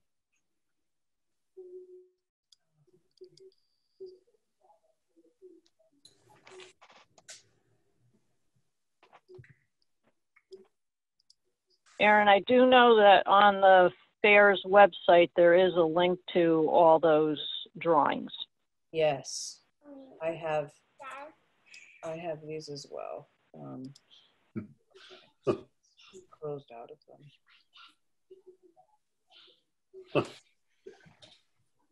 This one will be fine.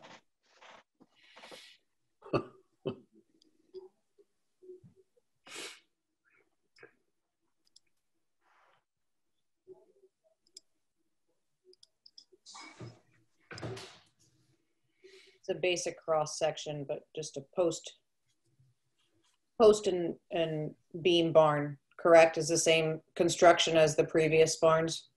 Yes. Mm-hmm. What is the height of the barns, Barbara? I don't know off the top of my head. Hang on one second. Done down here? Hold on, I'll get that for you. 6, 9. How tall are the barns?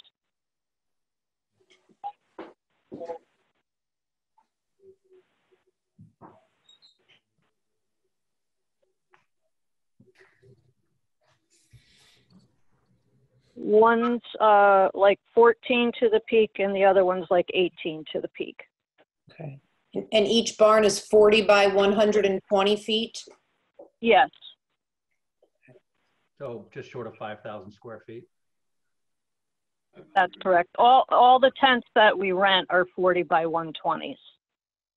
So all they're doing is replacing the same size as the tents that we rent.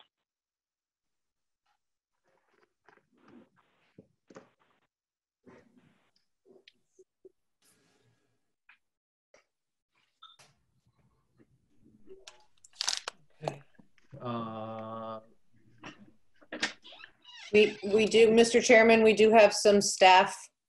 Correct. Scott, do you want to grab the letter from Aaron? Sure. 1 second. I'm going to get these pulled up here.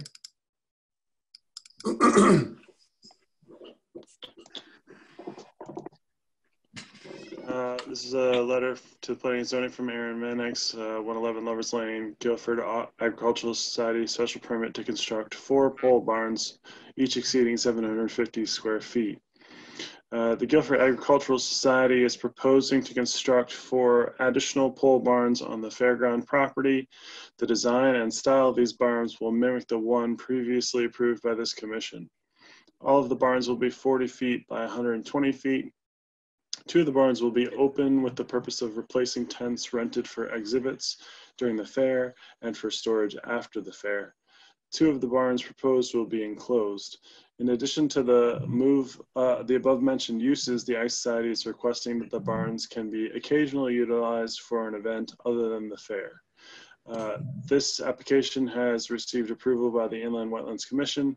As part of that approval, the applicant proposed 18 inches of stone infiltration trenches along the drip line of all the barns.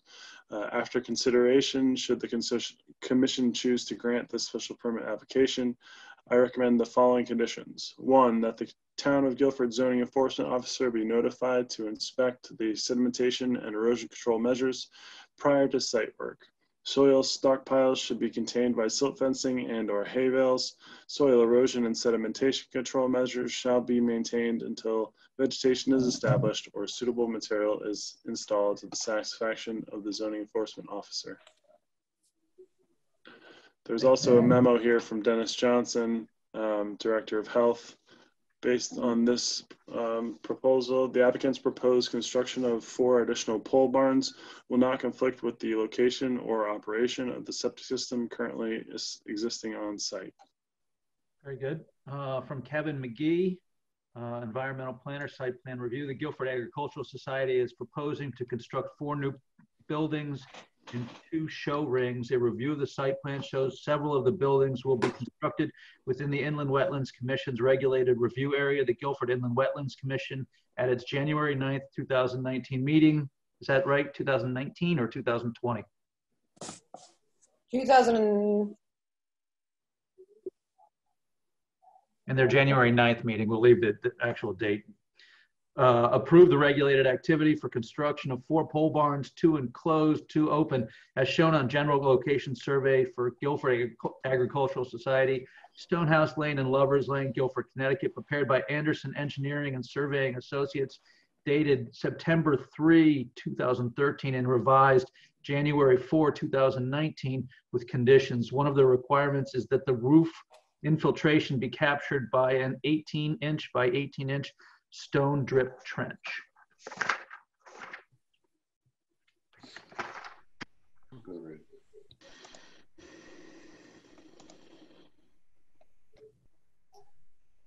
Those are the memos, are they not? Correct. Okay.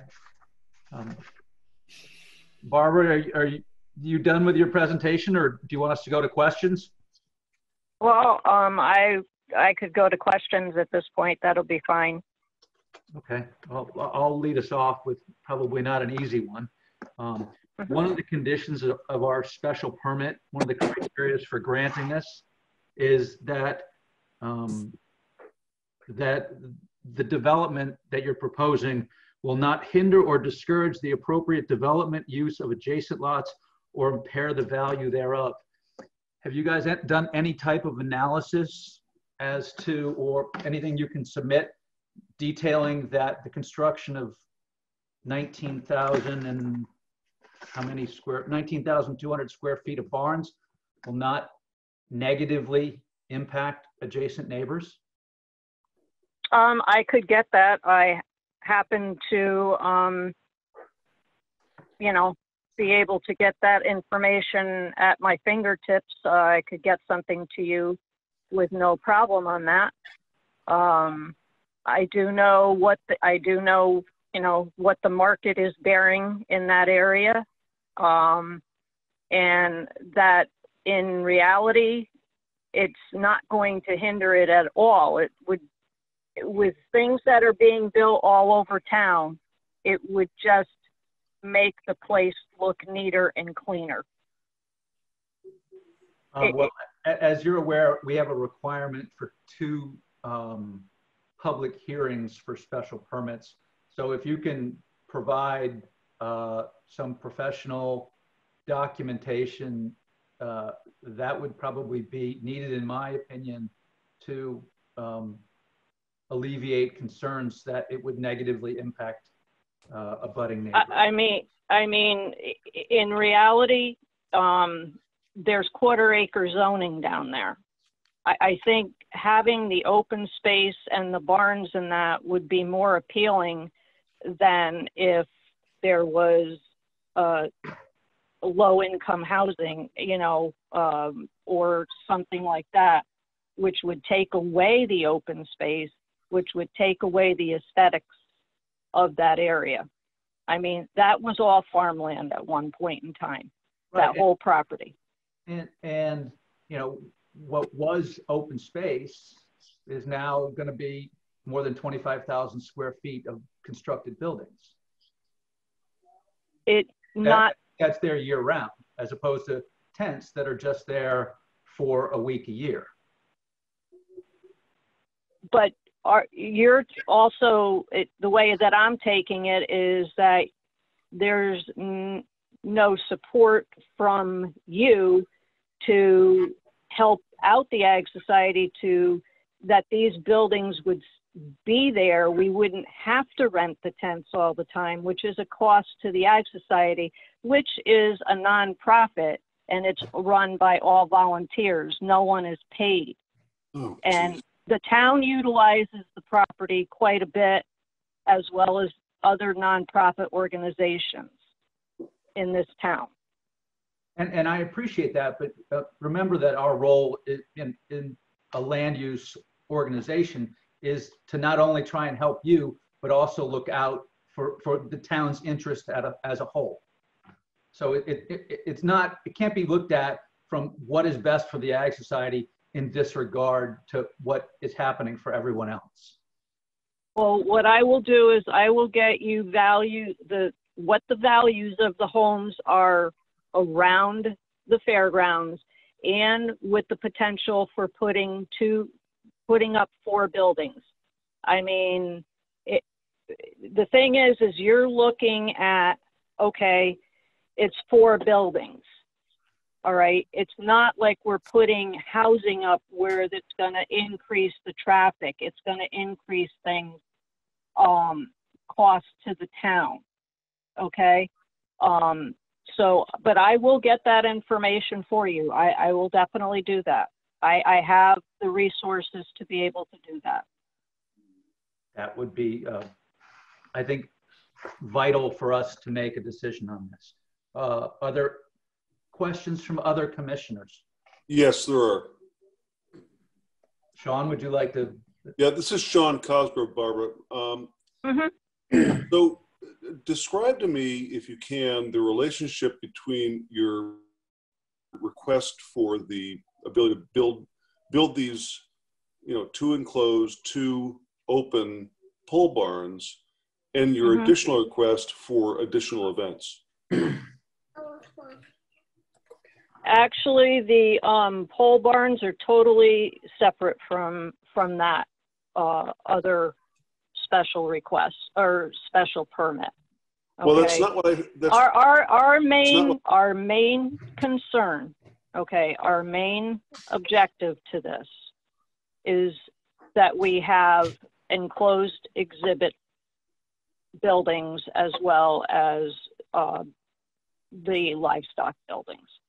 Okay, the thing about being able to utilize them for other events, that's like a very, very secondary thing. I mean, when the Lobster Fest is down there, they've utilized the existing enclosed building, especially if there's weather, you know, bad weather coming. The other enclosed building that's down there, that's housing some of our exhibit items and some of our equipment. And having these other buildings would allow us to also house more of our exhibit equipment than what we have right now. So it's not totally that, oh, we're putting them up so that we can just rent them out all the time. No, that's not what that's about at all. If that helps to clarify a little bit. well, it does to some extent, but I'll only, you know, I took notice of the fact that there was a reference to events in the permit request for the additional buildings.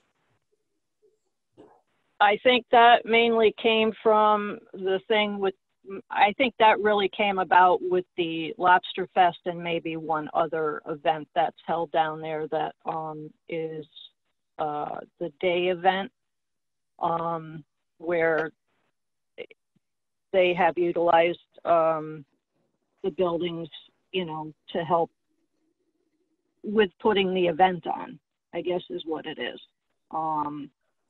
I'm not down there all the time for that, and I know we utilize it. The building is utilized for the Homeward Bound, the dog adoption, which is a very good event. And I know many of the people in the town participate in that.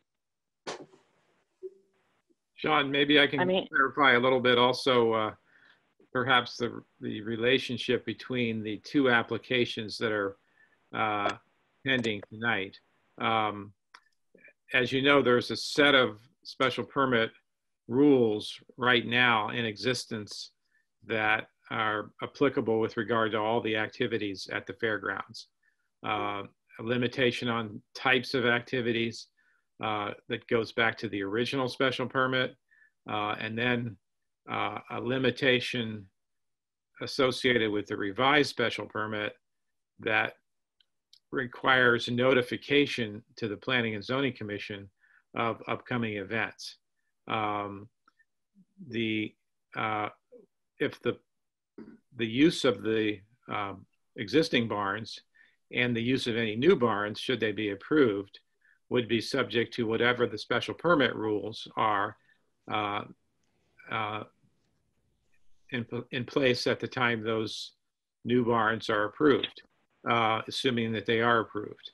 So right now, the application for the 4 additional buildings would be, their use, assuming that they were approved, would be subject to the special permit rules that are in place right now, which go back to the original approval and the limitations therein, and then the notification requirements that, as the commission knows, have been somewhat troublesome for us over the last several years. If the commission changes its special permit rules pursuant to the second request that we're considering tonight, then whatever those new rules are would be applicable to both the existing barns and to any new barns that might be approved and built. Is that clear? No, that helps, George. And I know we're going through a process of reviewing the code and the rules as it relates to these types of things. I'm just right now there is no limit on the number of events right now. Although you'll see in the related application that there is a proposal to limit the total number of events. That would be part of a revised special permit application, but we can discuss that in more detail when we get to this application that we're considering tonight. Okay. Other commissioners, or anyone have additional questions for Barbara? Yeah, this is Jamie Stein. Hi, Barbara. I guess for me, I would, it's not that I doubt that the barns are needed. I just don't really know. I feel like perhaps in the second hearing, Phil had asked you for some information about impacts on the surrounding properties and their value. Is it possible for y'all to kind of give us a sense for, in the past, the amount of sort of times that you had livestock in areas where it was inappropriate, or that you had exhibitors who were, asking for these spaces? Again, I'm not trying to be, I'm not passing any judgment here. I'm just looking for a little bit more information to make an more informed decision. Okay, this has been something that has been discussed with the Ag Society for many, many years from our exhibitors. If you go to other fairs, and I think that's what some of you folks need to do, is to visit other fairgrounds around that have the buildings up that are in a residential area, and that it does make a difference. And the livestock people have requested that we be able to put up pole barns and that. I'm not saying that, we're just deciding to do it out of, just because. This planning has been going on for quite a few years. And folks need to remember that the fair has been on those grounds since 1969. It's not that we're new to anything down there. And every year, I can't say exactly every year, but over time, we have been trying to make improvements to make it a better piece of property. When it first started down there, there was a mobile home trailer. That was the office when the fair went there in 1969. And that was a sorry looking piece of real estate, let's put it that way. So we have, as a group, been trying to better the property and make it something nice for the community. I mean, I don't know. I don't know what else I can tell you other than it's not something that just came out of the air. Barb, this is Scott Edmond. The question I have for you is on the existing buildings that you have now. What kind of process do you have in place for maintaining those, maintaining the appearance and whatnot? Is there some sort of regular we actually have a committee. We have a building committee within our society that they take a look at all the buildings. Now, I'm going to tell you right now, the front main office building needs to have some windows replaced, which we're hoping to get that done if things allow us to, as far as monetarily and that. Our guys we have people down there every year that are painting the buildings. If they see something, they contact. If one of the members sees something, they contact the committee and say, hey, you got a window pane out, or you got a leak, or whatever the case may be. I mean, our group of volunteers that work down there, it's a very small group of volunteers, even though we have many members, just like a lot of other organizations. And they work their tails off to try and keep that place up because they are proud of it. Thanks. Frank, any questions? Oh, yes, Richard.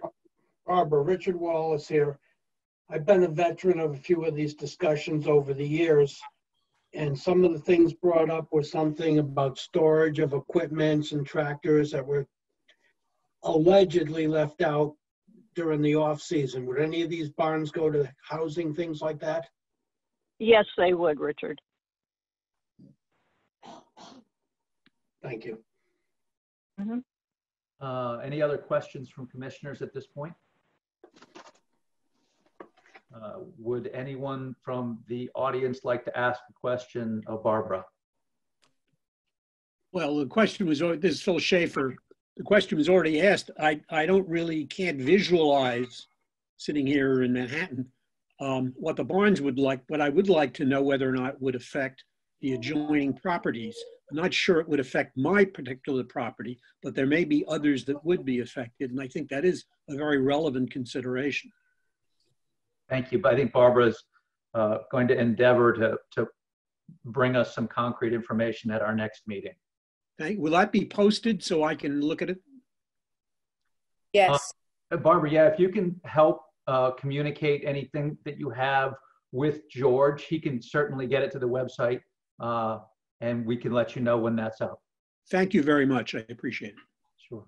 Philip, just so you're aware, all as part of this, the executive orders from the governor, all application materials are to be posted on the town's website 24 hours prior to a meeting. So this, whatever information that the Ag Society provides to the Planning and Zoning Office, it will be scanned and uploaded to the town's website. All right. I hope it's more than 24 hours though, because there's a certain, I'm stuck here in Manhattan because of the pandemic. So I can't get up to Guilford readily. So I'll have to, I can't do much investigating. Well, obviously we'll do the very best we can. Thank you. I'm sure you will. I thank you. I appreciate that. And those documents, they're available through email as well. So if you contact the Planning and Zoning Office directly, Lisa and I will be able to email you PDFs of those. If that's you have that already on my letter, but I'll send it to you. Okay, excellent. So if it's on your letter, we could get those to you. Are there any other questions from the public? I have one. Howard Brown. Hello, Howard. Hi, how are you? Just a quick one for Barbara. The requirement for one of the buildings to be 18 feet high, is there a reason for that, or is it aesthetic? Or yes, it's more well, because of the equipment and stuff that we're trying to store inside. Some of it is tall, so this helps us to get certain pieces of equipment in there. Do you know how high the highest of the existing buildings? That it is 18 feet. It is, okay. Yeah. They'll be exactly the same as what is there now. Nothing higher than that. I have no other questions about that. Would anyone else? I just, my only concern was asked by someone else, which is the possible connection to the proposal for increased use of the facilities and whether or not the income from that proposed additional uses would be necessary for building these buildings, or the building of them would be used as justification, having to pay for them be used as justification for the second proposal. But you answered that question, so I'm happy with that. Very good. Would anyone else like to speak in favor of this application? And would anyone like to speak against this application? Understanding full well that with our 2-meeting requirement, the next meeting to review this and update any information would be on May 6th. With no further comments at this time, would someone like to make a motion to continue this to May 6th? I make a motion. Thank you. Richard will second it. Okay, I'm going to do a quick roll call vote. There's a motion to continue to May 6th. Sean? Yes. Scott? Yes. Richard Wallace? Yes. Jamie Stein? Yes. Frank DeAndrea? Yes. And I will also vote to continue this. We will continue that to May 6th for a vote of the commission. The next item is also the Guilford Agricultural Society, 111 Lovers Lane, map 40 lot 138, zone R3, special permit to amend existing special permit regarding schedule of events. You're back on, Barb. Oh, okay. Over the past couple of years, I mean, we've been trying very hard to follow along with the special permit and everything that's in place. And I think anyone would realize that it's very difficult to know 6 months in advance of the event, of certain events that would be happening. I mean, people call out of the blue, or a nonprofit went to try to go somewhere else and they couldn't get in there. They call us, and then it becomes very cumbersome. I think we've shown that we've trying very hard to follow along with everything and trying to limit the number of events that we have down there. And most of the events that we do have are school races and nonprofits of all kinds. So we're asking to have that restriction removed from us. Notification, we would have all of the public events would be listed on the fair website. We could submit a list of what's going to be held there to the town. We don't have a problem with doing that. We would just really like to have that restriction lifted from us.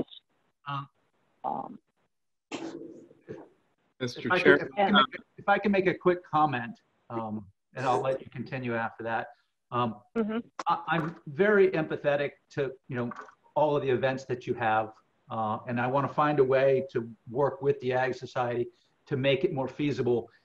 That being said, I'm not sure how comfortable I am basically throwing out all the conditions of both special permits. If you wanted to play devil's advocate and say, there are some events that you could have that really would not be beneficial to the neighborhood, you could come up with a bunch. And so what I actually had a discussion with Matt today, and what I'd like to at least have you consider for the next meeting is allowing us to shorten the timeline on your special events notice to say perhaps 60 days. And if something were to come up inside the 60 days, such an event could be approved by a majority vote of the selectmen in Guilford.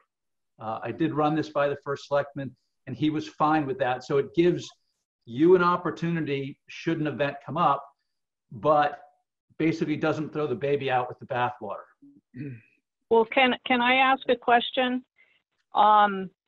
You have the Sportsman's Club that's on Route 77. You have the Dudley Farm that's up in North Guilford. You have the Knights of Columbus. You have the Madad Stone Tavern. You have the Griswold House. You have all these nonprofits, okay, that host events or hold events or rent out for events.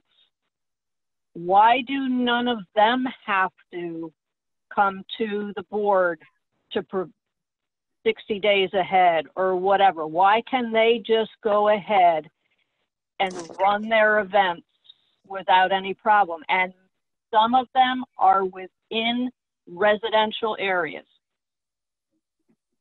This is the question that many of us in our society have to the town, that none of these others have to go through what the Ag Society has to go through. Granted, I get what the problem was many years ago, but I think we have tried very hard to turn around and correct that problem. And I feel like we're being singled out at this point. Well, again, I'm trying to come up with baby steps that get us to a workable solution for everyone without throwing out all the conditions of the special permit. Phil, could I make it? I'd like to make a suggestion, Phil.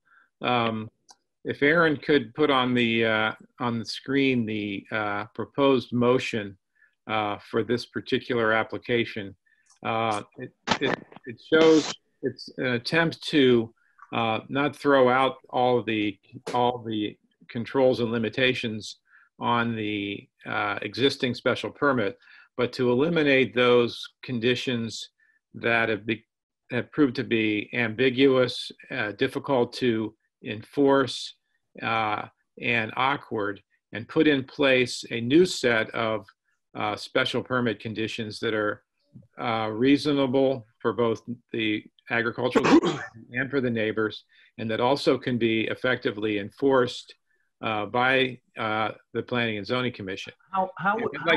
How could you effectively enforce condition number 3? Wait a minute. Let me just go through the whole thing, and that also my intention with this was to try to make this available to all the folks in the neighborhood, in particular, who are interested in the activities that take place on the fairground, so that they can comment on it between now and the second public hearing. Now, the idea of providing for some kind of notice, and this was problematic from the existing special permit, is that even if proper notice was given of an event that was perceived to be undesirable in some respect, there really was still no provision for denying that event. And there's also no limit under the current standards and in terms of the number of events. And there's also a considerable amount of ambiguity about what types of private events the fairgrounds is allowed to have. So what I've tried to do, and I've worked with Barbara, and this proposal actually goes back a few years when this was discussed with various members of the neighborhood. So I'd like to go through this and then see if we could dovetail perhaps this suggestion with yours also, that somehow the Board of Selectmen be brought into this process.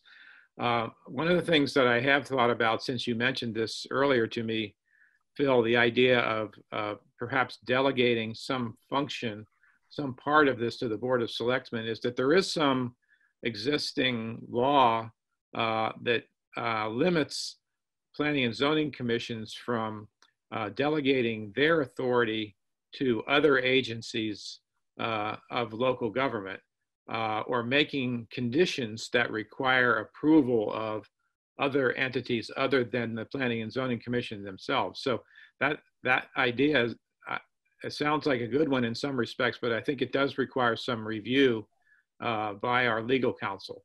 But let me just walk through this quickly so everyone's very clear. Some of the ideas here are conceptual, as you suggest, like number 3. First of all, the conditions from the original approval in '89 and also the conditions from the 2016 special permit would be eliminated, and we would write a new set of special permit conditions that I'm going to describe below. The conditions from 2016 relate to the 6-month notice requirement, and the conditions from the 2005 original special permit relate to, most importantly, the idea that only nonprofit events are allowed on the fairgrounds. That condition is eliminated under this proposal, and also eliminates the somewhat vague language in the original special permit, which says something to the effect of agricultural fairs and. If you'd like, I've actually got it in front of me right now. Go ahead and read that. Condition number 5, 1, that the uses of this property be limited to agricultural fairs, craft shows, auto shows, and similar activities of a not-for-profit nature, and that musical events, including concerts, are expressly prohibited except as an accessory to one of the above activities. Right. Prior to a certificate of zoning compliance, trailers will be removed. That's for example, like today and over the last several years, one of the most popular types of events occurring on the fairground have been running races, which do not fall into the category of any of those things that were just mentioned.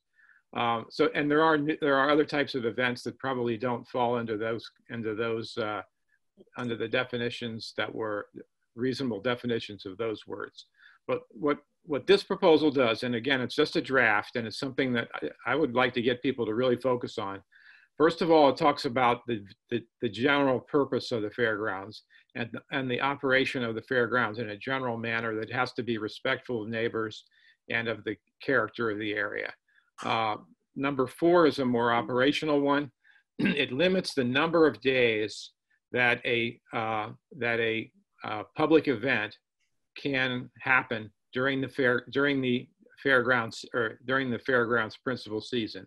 Between May 1st and October 31st, there be no more than 12 days, not including setup or breakdown, during which public events can be held. A multi-day event counts towards the total number of days. So a 3-day event would count towards 3 days out of that 12 days. Public events are defined as events open to the general public.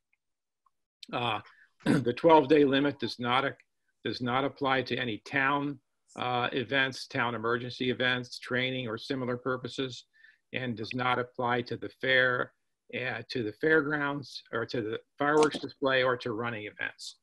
So with the exception of those 3 types of events plus the town events, only 12 days of the year can be used for public events.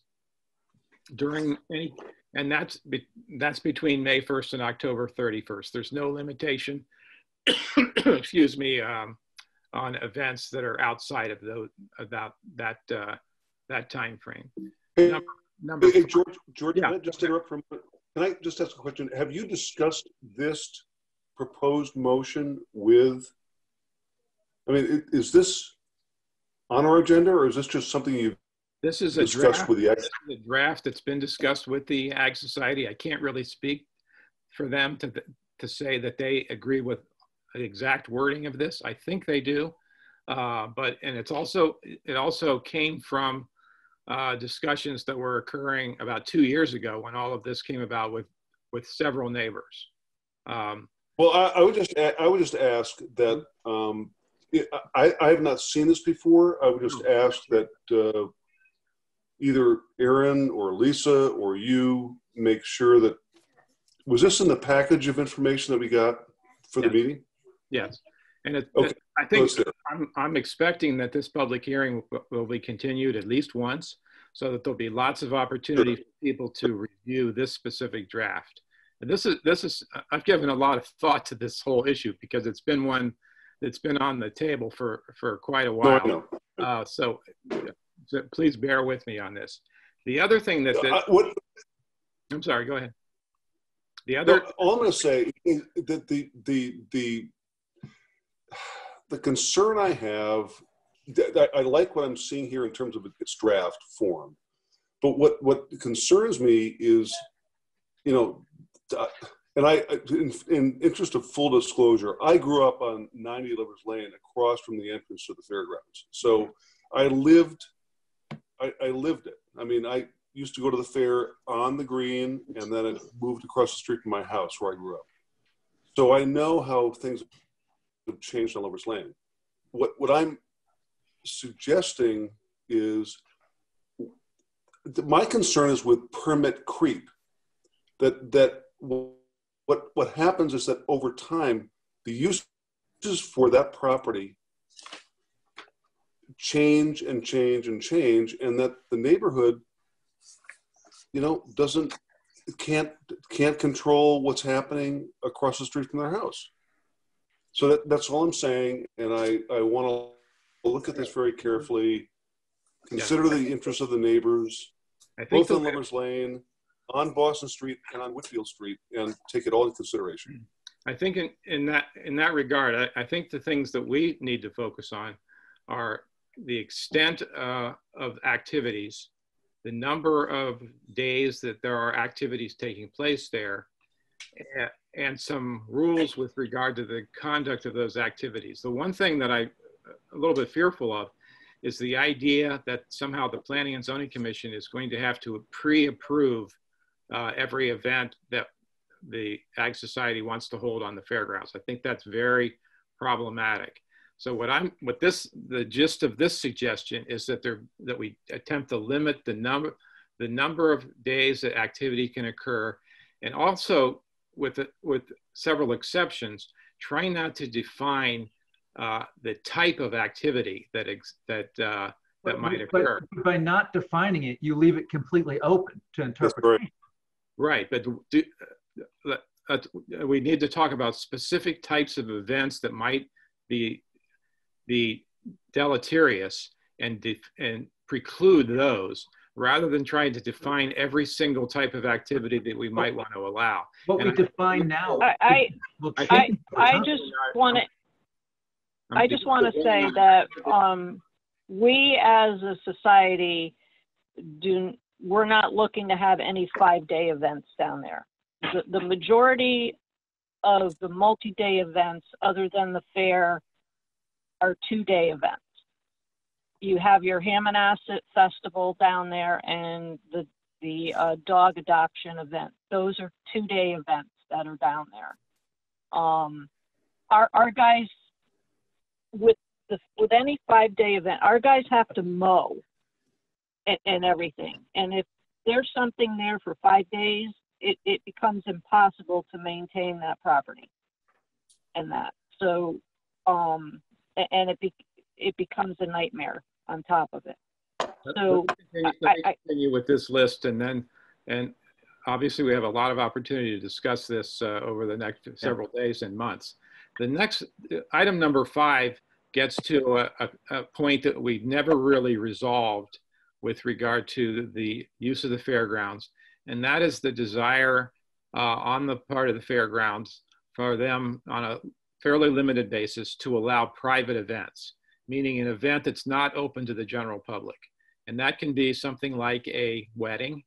It could be something like a family reunion or a class reunion, maybe a high school class reunion. Maybe that's a public event, maybe it's private. I'm not really, that's a definition that maybe we could focus on a little bit. I definitely think there are clarifications that we can make. Right. And your suggestions are great. But I think we need to tie it to, what it's unclear right now whether or not private events are allowed. The Agricultural Society has said they should be allowed under the current rule for their members to have private events. And they have, hundreds of members, and a person can obviously join the fairgrounds and then have a private event. But what this does is limit very, very much the number of such private events that can occur in any one calendar year. So if somebody wants to have a wedding, that's fine.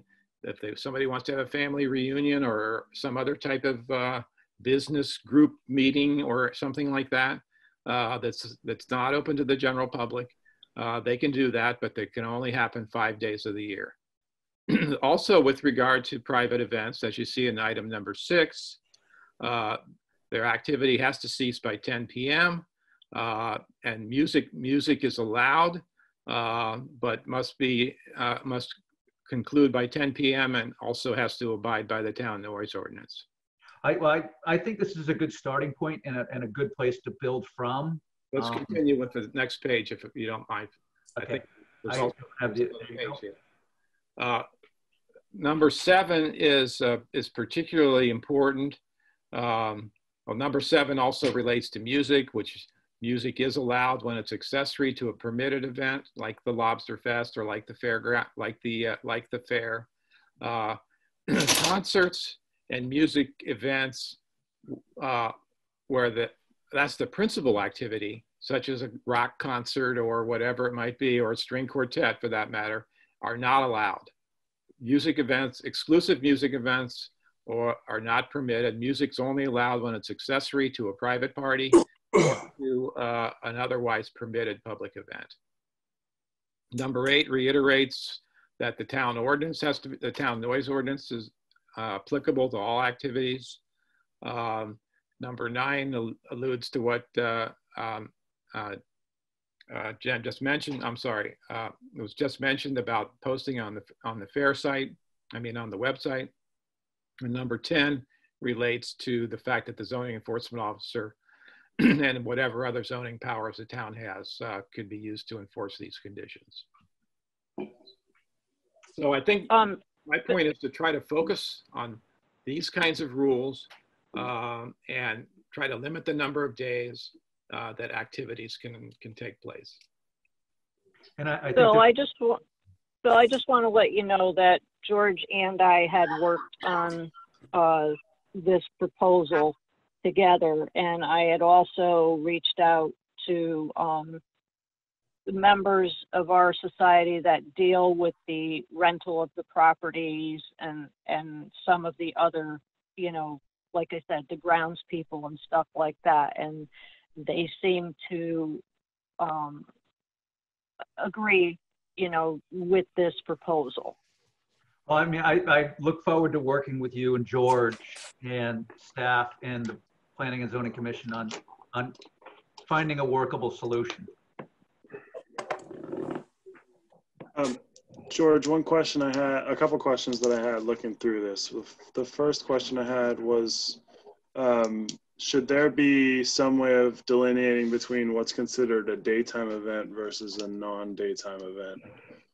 Considering you're currently providing an unlimited amount of daytime events.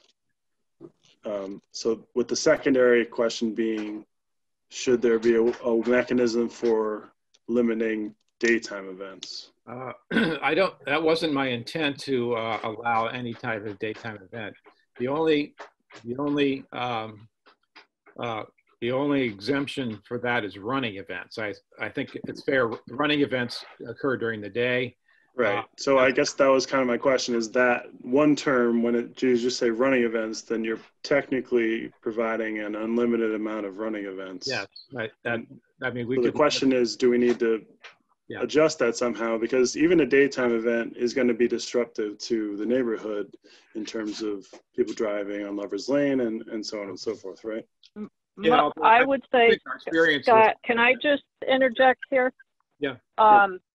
Most of the running events are actually school alumni, and like the APK is there, and there's a Guilford High School alumni race. That race does take place in the evening.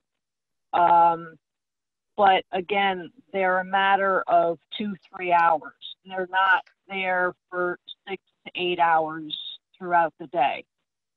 They come, they register for their race, they do their thing, and they're out of there.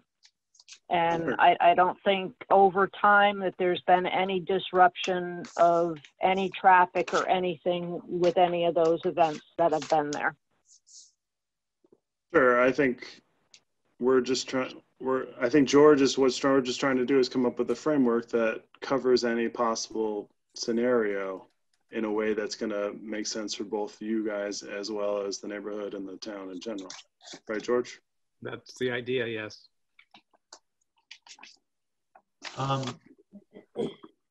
we good talking about this for now? Can we continue to the 6th? Can I, this is Phil Schaefer, can I just ask something which I don't think is totally unreasonable? Wouldn't it be appropriate for the Ag Society, which I'm sure has the best interests of the town and itself involved, and I'm sure doesn't want to create any adverse effects on the neighbors, wouldn't it be appropriate for this to be a collaborative effort?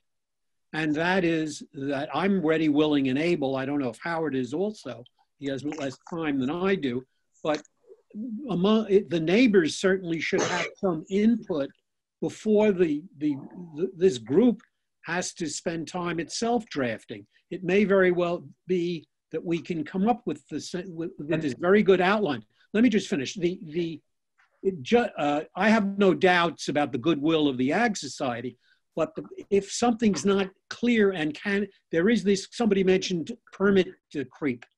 If something is vague, even though the Ag Society is presently constituted, would never do anything that would adversely affect the neighbors. You never know what's going to happen tomorrow or the next day after that. So we need some precision in that. And I would think it would be appropriate for the neighbors to be consulted, and we can talk it over like reasonable people. I agree. And actually, the first selectman had suggested an individual that could potentially help bring vested parties together to try and forge a solution. So I will investigate that with him and hopefully bring something forward at our next meeting. Well, I think that was the purpose of what George has put together here too, was that this is proposed as the beginning of that conversation, that this should be disseminated to all the neighbors and everyone who has a vested interest, and everyone should comment on it. I mean, I would suggest that we have just a meeting. We'll probably have to do it by Zoom between the representatives of the Ag Societies and those neighbors, including me, who are interested in this subject. And we can work out this with some precision because, for example, I gather what was said, most of the races now, or all of the races, are relatively amateur and small and not very, don't have bad effects. But they could vary, but, you could have a very different kind of race if a couple of years from now. Similarly, when you talk about music accessory to what's going on, it's one thing if it's a handcraft show. It's quite another if it's a wedding where there is rock and roll or some other if there's no limit on what the functions could actually be, then you can have, loud music. I will tell you that there was one of our members did have their wedding down there. It was held in the barn, the same barn that the Lobster Fest has used. They had a DJ there. I was there. I purposely walked the entire perimeter of the fairgrounds on purpose to see how much you could hear that music, and you couldn't. Well, I've heard plenty barely... Barbara, this is John Cosgrove. Yep. What Philip Schaefer is talking about is prospectively. Okay. I appreciate, the fact that you did that, but we're talking about, out year 1, year 2, year 3, year 4. Well, I mean, you also were saying that you have to abide by the town noise ordinance as well. I can tell you this, okay? I've been at the fairgrounds and I can hear the concerts from the green as clear as day at the fairgrounds. I can hear the announcement from the train station as clear as day at the fairgrounds. I think that's exactly the issue. But you understand what I'm saying, Howard? Yes. You're keying in on us, but don't forget about the other activities that are going on in town and how they're affecting the neighborhoods as well. Right. May I just add something? Mm-hmm. Barb, I think that Edie and I have been supporters of the Ag Society since the day we moved into our house and when the society was in financial trouble. I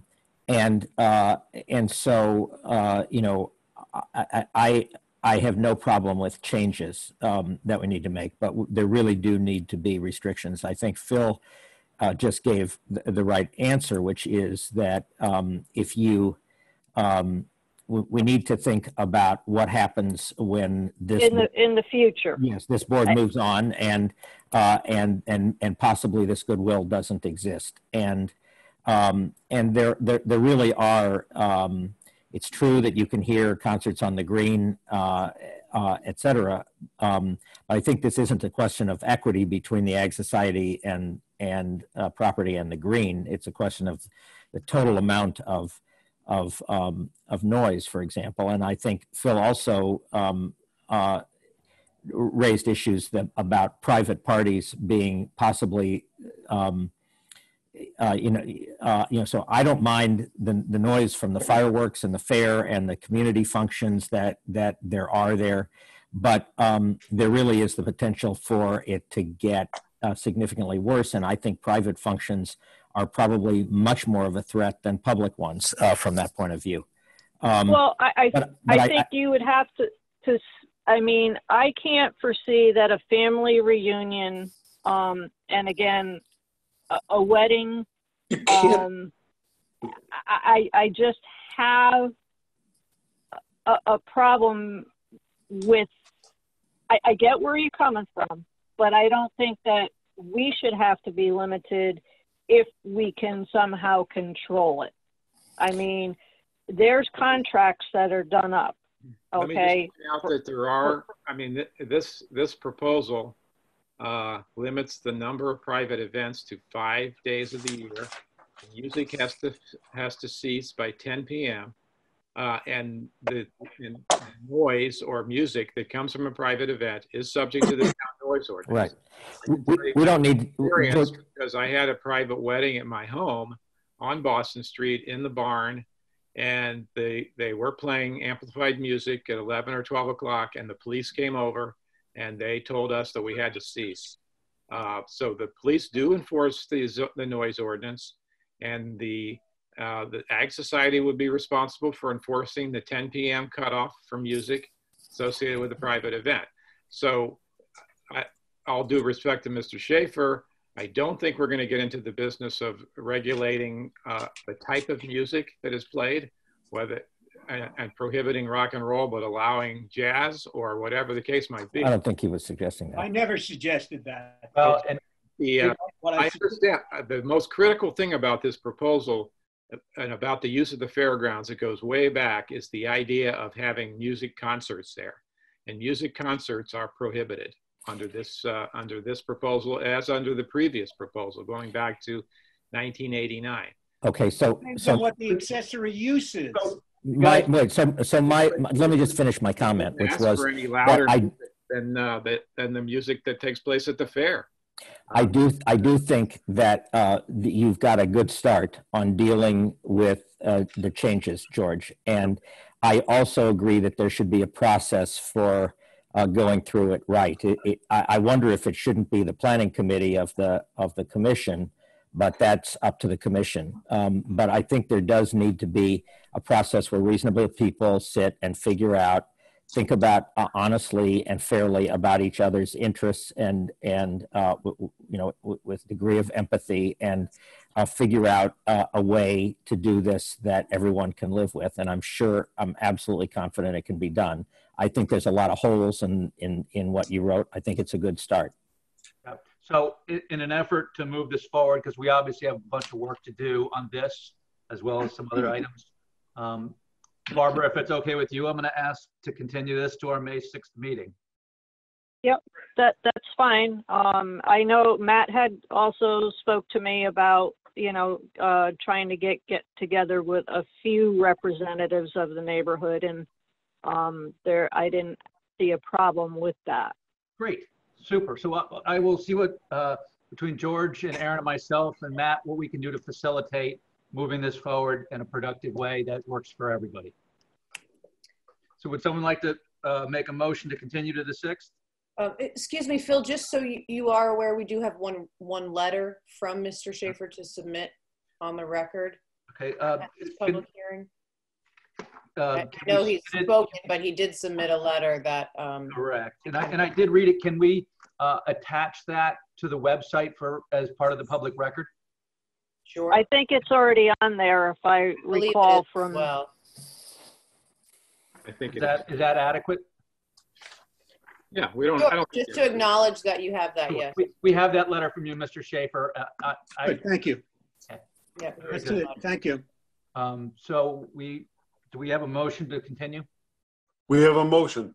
Second? Richard seconds. Okay, roll call vote. Sean Cosgrove. Scott Edmund. Yes. Richard Wallace. Yes. Jamie Stein. Yes. Frank DeAndrea. Yes. And I will also vote to continue. It's continued. Very good. Thank you very much. Let's go back to some of our open items. We did deal with, we dealt with Whispering Woods, did we not? Yes, we did. Correct. Okay, so the next You would be one- on 299 Old Sachem's. Correct. And would someone like to make a motion? Scott? Yep, I'll make a motion. Voted that the Guilford Planning and Zoning Commission approve a coastal site plan application for Camp Surfside LLC at 299 Old Sachem's Head Road, map 4, lot 29A, to construct stairs to a access pier as shown on a application dated November 4th, 2019. This application is approved with the following conditions. One being the condition outlined in Aaron Mannix's memo. And I believe that was the only condition we had. I don't believe I had one for this one. Yeah, it was the one that Kevin always has, that the town Guilford zoning enforcement He has officer. proper erosion control, correct. That would be the only thing we mute on this one. Very good. We have a motion. Second. Good discussion. I mean, I think it checks all the boxes. He got DEP approval. It might have been nice to take down the old stairs at the same time, but that's PJ's prerogative. That would have been a lot more work for them to do. Yeah, all right. Well, again, it's easy for me to spend other people's money. Sure. Any problems with this from anyone? No. Okay. We have a motion. We have a second, right? And I'll call a vote. Sean, are you okay with this? I am. Scott? Yes. Richard Wallace? Yes. Jamie Stein? Yes. Frank DeAndrea? Yes. I am fine with it too. PJ, enjoy your dock. Have fun. Be careful. Right. Green Planet Development, LLC. Someone have a motion that we can read. Yep. You want to do it, Richard? Go for it. No, you go ahead. I got magnification issues. Okay. Voted that the Guilford Planning and Zoning Commission approve a special permit for affordable housing development for Green Planet Development, LLC for 8 dwelling units at 376 State Street, map 74, lot 5, 4 in parentheses, as shown on the following. Great Hill Cottage Community, including Survey V-1.0, Civil Engineering S-1.0 through S-6.0, Landscape Architectural L-1.0 through L-1.2, Architectural A-0.1 through A.0.3, and Site Lighting L-2.0 through L-2.1, dated January 20th, 2020, revised to January 30th, 2020. This application is approved on the following conditions. 1, that the bulk standards of the R5 district govern all development as described in a letter from the applicant to the commission dated March 12, 2020, and that the deeds for all dwelling units so state.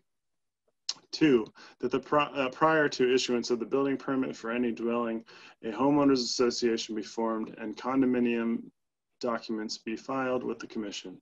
3, that affordability of the dwelling units and income standards be sustained as described in a letter to the commission from the applicant as described in a letter dated March 12, 2020.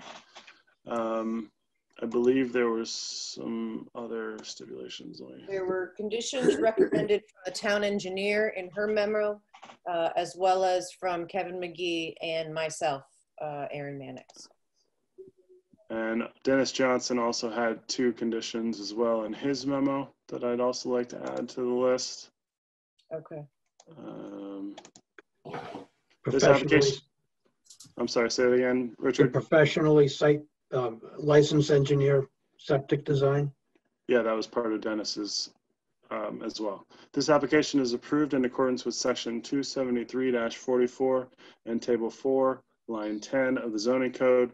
The commission finds that this application conforms with the zoning code, will have no adverse impact on surrounding properties, is in furtherance of the purposes of the plan of conservation and development. The special permit is effective on April 10th, 2020, and upon filing with the town clerk. We need to change that date. So it's got to be April 20th with 5 days or something? No, that would be next Thursday is what? 23rd. April Effective 23rd. April 23rd, 2020. Very good. Do we have a second? Second. Discussion. I mean, I think it's a great project. It's well thought out. It's obviously needed. And it'll give us some desperately needed knowledge for when the second one comes up. So I think it's very good. Anyone else? Yeah. There's a fair amount of stipulations, so Chris will have his work cut out for him to make sure he follows everything correctly. Is there any need, sorry, this is Jamie. Is there any need for the commission to mention the Safe Streets Task Force in this motion, or are we leaving that as just? I don't think there was any requirements that they put forward. I mean, they had some desires. And I think they plan on trying to pursue grant money to extend sidewalks, but we're not putting that on the applicant. Agreed. That being said, we have a motion, we have a second. I'll call the vote. Sean, are you good with this? I am. Scott? Yes. Richard Wallace? Go for it. Good. Amy Stein? Yes. Frank DeAndrea? Yes.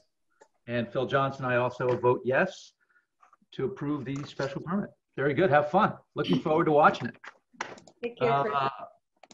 Town of Guilford, Jacobs Beach. We have a motion. Let me find it. Hold on. Yes. Voted that the Guilford Planning and Zoning Commission approve a site plan and coastal management site plan for the installation of a splash pad and an expansion of parking at Jacobs Beach, map 20, lots 6 and 9, as shown on the following. Should I say that it's an expansion of temporary parking? Is that something that we want to stipulate? But I would say it's overflow parking, not. Yeah, so we should say overflow, temporary overflow parking. Yeah, that's fine. Sure. Okay. Jacobs Beach splash pad, 13 sheets dated 2/11/2020, prepared by Schmidt Design Group Incorporated. This application is approved with the following conditions. There were 4 from Kevin. There's 4 from Kevin, none from Dennis, and that was it. Great. This application is approved based on the finding that it conforms with the zoning code and is consistent with the coastal management policies of the state of Connecticut. Good. We have a motion. Second? Second. Motion. Thank you. Discussion? I think it's great.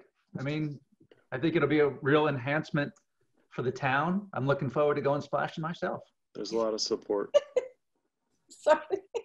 Yeah, and I thought it was great to hear the consideration for people without full access to the water. Yeah. You know, that was I just want to say, I just did not appreciate until it was mentioned the implications for people with disabilities. Right. So Yeah, 100%. I think that is because I was not really in favor of this. I thought it was a disturbance of the beach that I've known all my life, and I think that's a good reason. That's why we have these meetings. We all get more educated. Yeah, exactly. Lord knows I need education. All right. Something I found out in the course of this, that there is there is a splash pad in East Haven and there's a splash pad in Saybrook, and there's nothing in between. Yeah. Mm-hmm. Oh, so we'll be popular. There we go. Yeah. That's all we want. So we have a motion. We have a second. I'll call a vote. Sean, are you in favor of the splash pad? I am. Scott, how about you? Yeah. Yes. Thank you for voting. Richard Wallace, how do you vote? Yes. Thank you, sir. Jamie Stein? Yes. Thank you. Frank DeAndrea? Yes. You're going splash, and I like that. And I also will vote in favor of the splash pad. Have fun. Looking forward to it. Let us know when the fundraiser starts so we can all contribute. Thank you all. We have continued the Lover's Lane. Any correspondence that you want to reference with respect to other business? Anyone? Okay. The second item here we had was election of officers. I spoke briefly with Jamie, and she has not had a chance to speak with everyone on the commission. So I am going to suggest that we move the election of officers to our next meeting, if that's okay with everyone. Sure. Okay. Yeah, thanks, Phil. I'll try in the next week to reach out to folks. Great. Zoning enforcement officers report. One thing that I think we skipped was the setting of public hearings for new applications, Phil. Yeah, you got some thieves, Phil. Okay, so the regular meeting. So what I jumped? So I just okay. Yeah, here, I'm going to blaze through these, and we can go through them quick. We can just have one vote at the end. All right. You don't have to read the whole thing. Okay. New applications. Russ Campaign, CK Architects, on behalf of Wendy and Bill Zabel, 38 South Fair Street, map 32, lot 55, zone R1, special permit to build a 24 by 26 barn. Receive and set public hearing date for May 6th. Jeffrey Rice, 40 East Bear House Road, special permit to build a 30 by 32 barn. Receive and set public hearing date for May 6th. Town of Guilford Park and Recreations Department, Chatfish Island Park, Chatfish Island Road, map 23, lot 5, MR1, coastal area management site plan for construction of an accessory walkway to the picnic and viewing area. Receive and set public hearing date for May 6th. Town of Guilford Park and Recreations Department, Calvin Leet School, 280 South Union Street, map 41, lot 18, zone R3, coastal area management site plan for construction of 12 by 16 addition to existing athletic equipment shed. Receive and set public hearing date for May 6th. Vigliotti Construction, Long Hill Road, map 96, lot 1, 1C, 2 and 2D, zone R5, 31, lot re-subdivision, receive and set public hearing date for May 6th, 2020. I'll move to receive and set public hearing for all of those to May 6th, 2020. Second. Very good. Sean, are you in favor of that? I am. Scott? Yes. Richard Wallace? Yep, we're going to be busy. Okay. Jamie Stein? Yes. Frank DeAndrea? Yes. And I will also ask that those be moved to that date. Aaron, is there a zoning officer's report? How is pandemic zoning officer enforcement? It's terrible. Yeah. Virtual enforcement. Yeah. Drive-bys. Aaron, if you can do it from your bedroom, you're a hero. I have drone. Yeah. I'm sure that's in the budget. I can't even get a laptop. All right, so that would be the extent of your report. That is. Yeah, we are maintaining office procedures as best as we can, and so far we're doing a good job, I think. Okay, great. Would someone like to make a motion to approve the bills? $224 to Shore Publishing. So move, Scott. Second. Okay, I'm just gonna go. We got everybody here. If you're in favor, raise your hand. Aye. Aye. That's unanimous vote of the commission. Thank you very much. I had a chance to review the minutes and they appear to be substantially correct. And I also watched the video. So would someone like to make a motion to either amend or approve the minutes from the 3/4/2020 meeting? So moved, Scott. Second. Very good. I'll call a vote. All in favor, raise your hand. Aye. Aye. It is a unanimous vote of the Planning and Zoning Commission. Would someone like to make a motion to adjourn? So moved. So moved. Second. But I have to say, Frank, I like your hat. Thank you. I do. Thank you very much for all your patience, guys. And we'll have some stuff to work on. Well done. Thanks. Yeah, we made it. Well. To adjourn. Thank you, Aaron. Do you think that, I don't know, it seemed like everybody was pretty respectful when it came to not talking when they're not supposed to be talking. Should we? I thought the mute button worked great. Well, I agree. I would love it to. felt like there was more issues with the mute button than what it fixed. So, like, I don't know if we want to try to do it without the mute button. Yeah. problem is you pick up so much background noise. Accidental noise, yeah. Right. It sounded like the most issues we had was with this official rule of everybody getting muted, and then for whatever reason there's a glitch. So we can suggest to everyone that they mute themselves, and then they are responsible for unmuting themselves. What is that is not a good idea.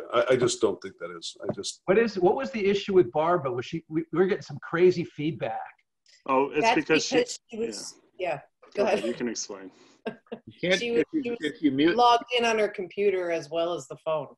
So she was picking up both. Yes. If you self-mute, then the host has to unmute you. Right. Yeah, right. You can't come mute. So that's because that's the rule. Security. All right.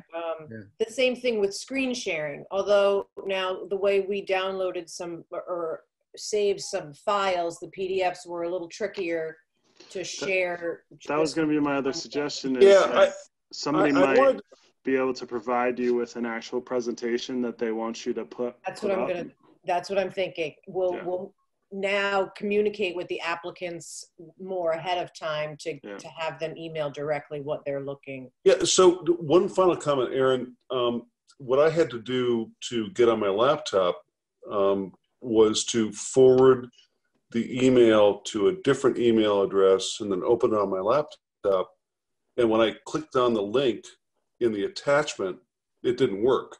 So that's when Phil sent me the same link, but to a different email. The same problem. I think it expired. Now, I think some of it was also my computer that was given to us from IT that I had used to set this up was from the high school. So that's my excuse, and I'm sticking with it. I will. But I was able. It's not linked. I have to dial into Outlook. And just for everyone's knowledge, when you open up the client, the Zoom meeting client on your computer, there's a place where you can type in the meeting number. Yeah, but that's too much trouble. I don't want to click on a link. I'm just saying, if the link's not working, then you can type in the meeting number and the password, and then it will let you in. Yeah. No. Yeah. All right. I may be able to send the emails or the invites from my iPad, which is linked directly to my work email, and it may just send an invite into our calendars. So that'd be great. Terrific. All right. That'd be great. Well, I'm saying good night, folks. All right. Good night, everybody. Thank you all. Thank you. Thank you. Good night. Bye. Bye.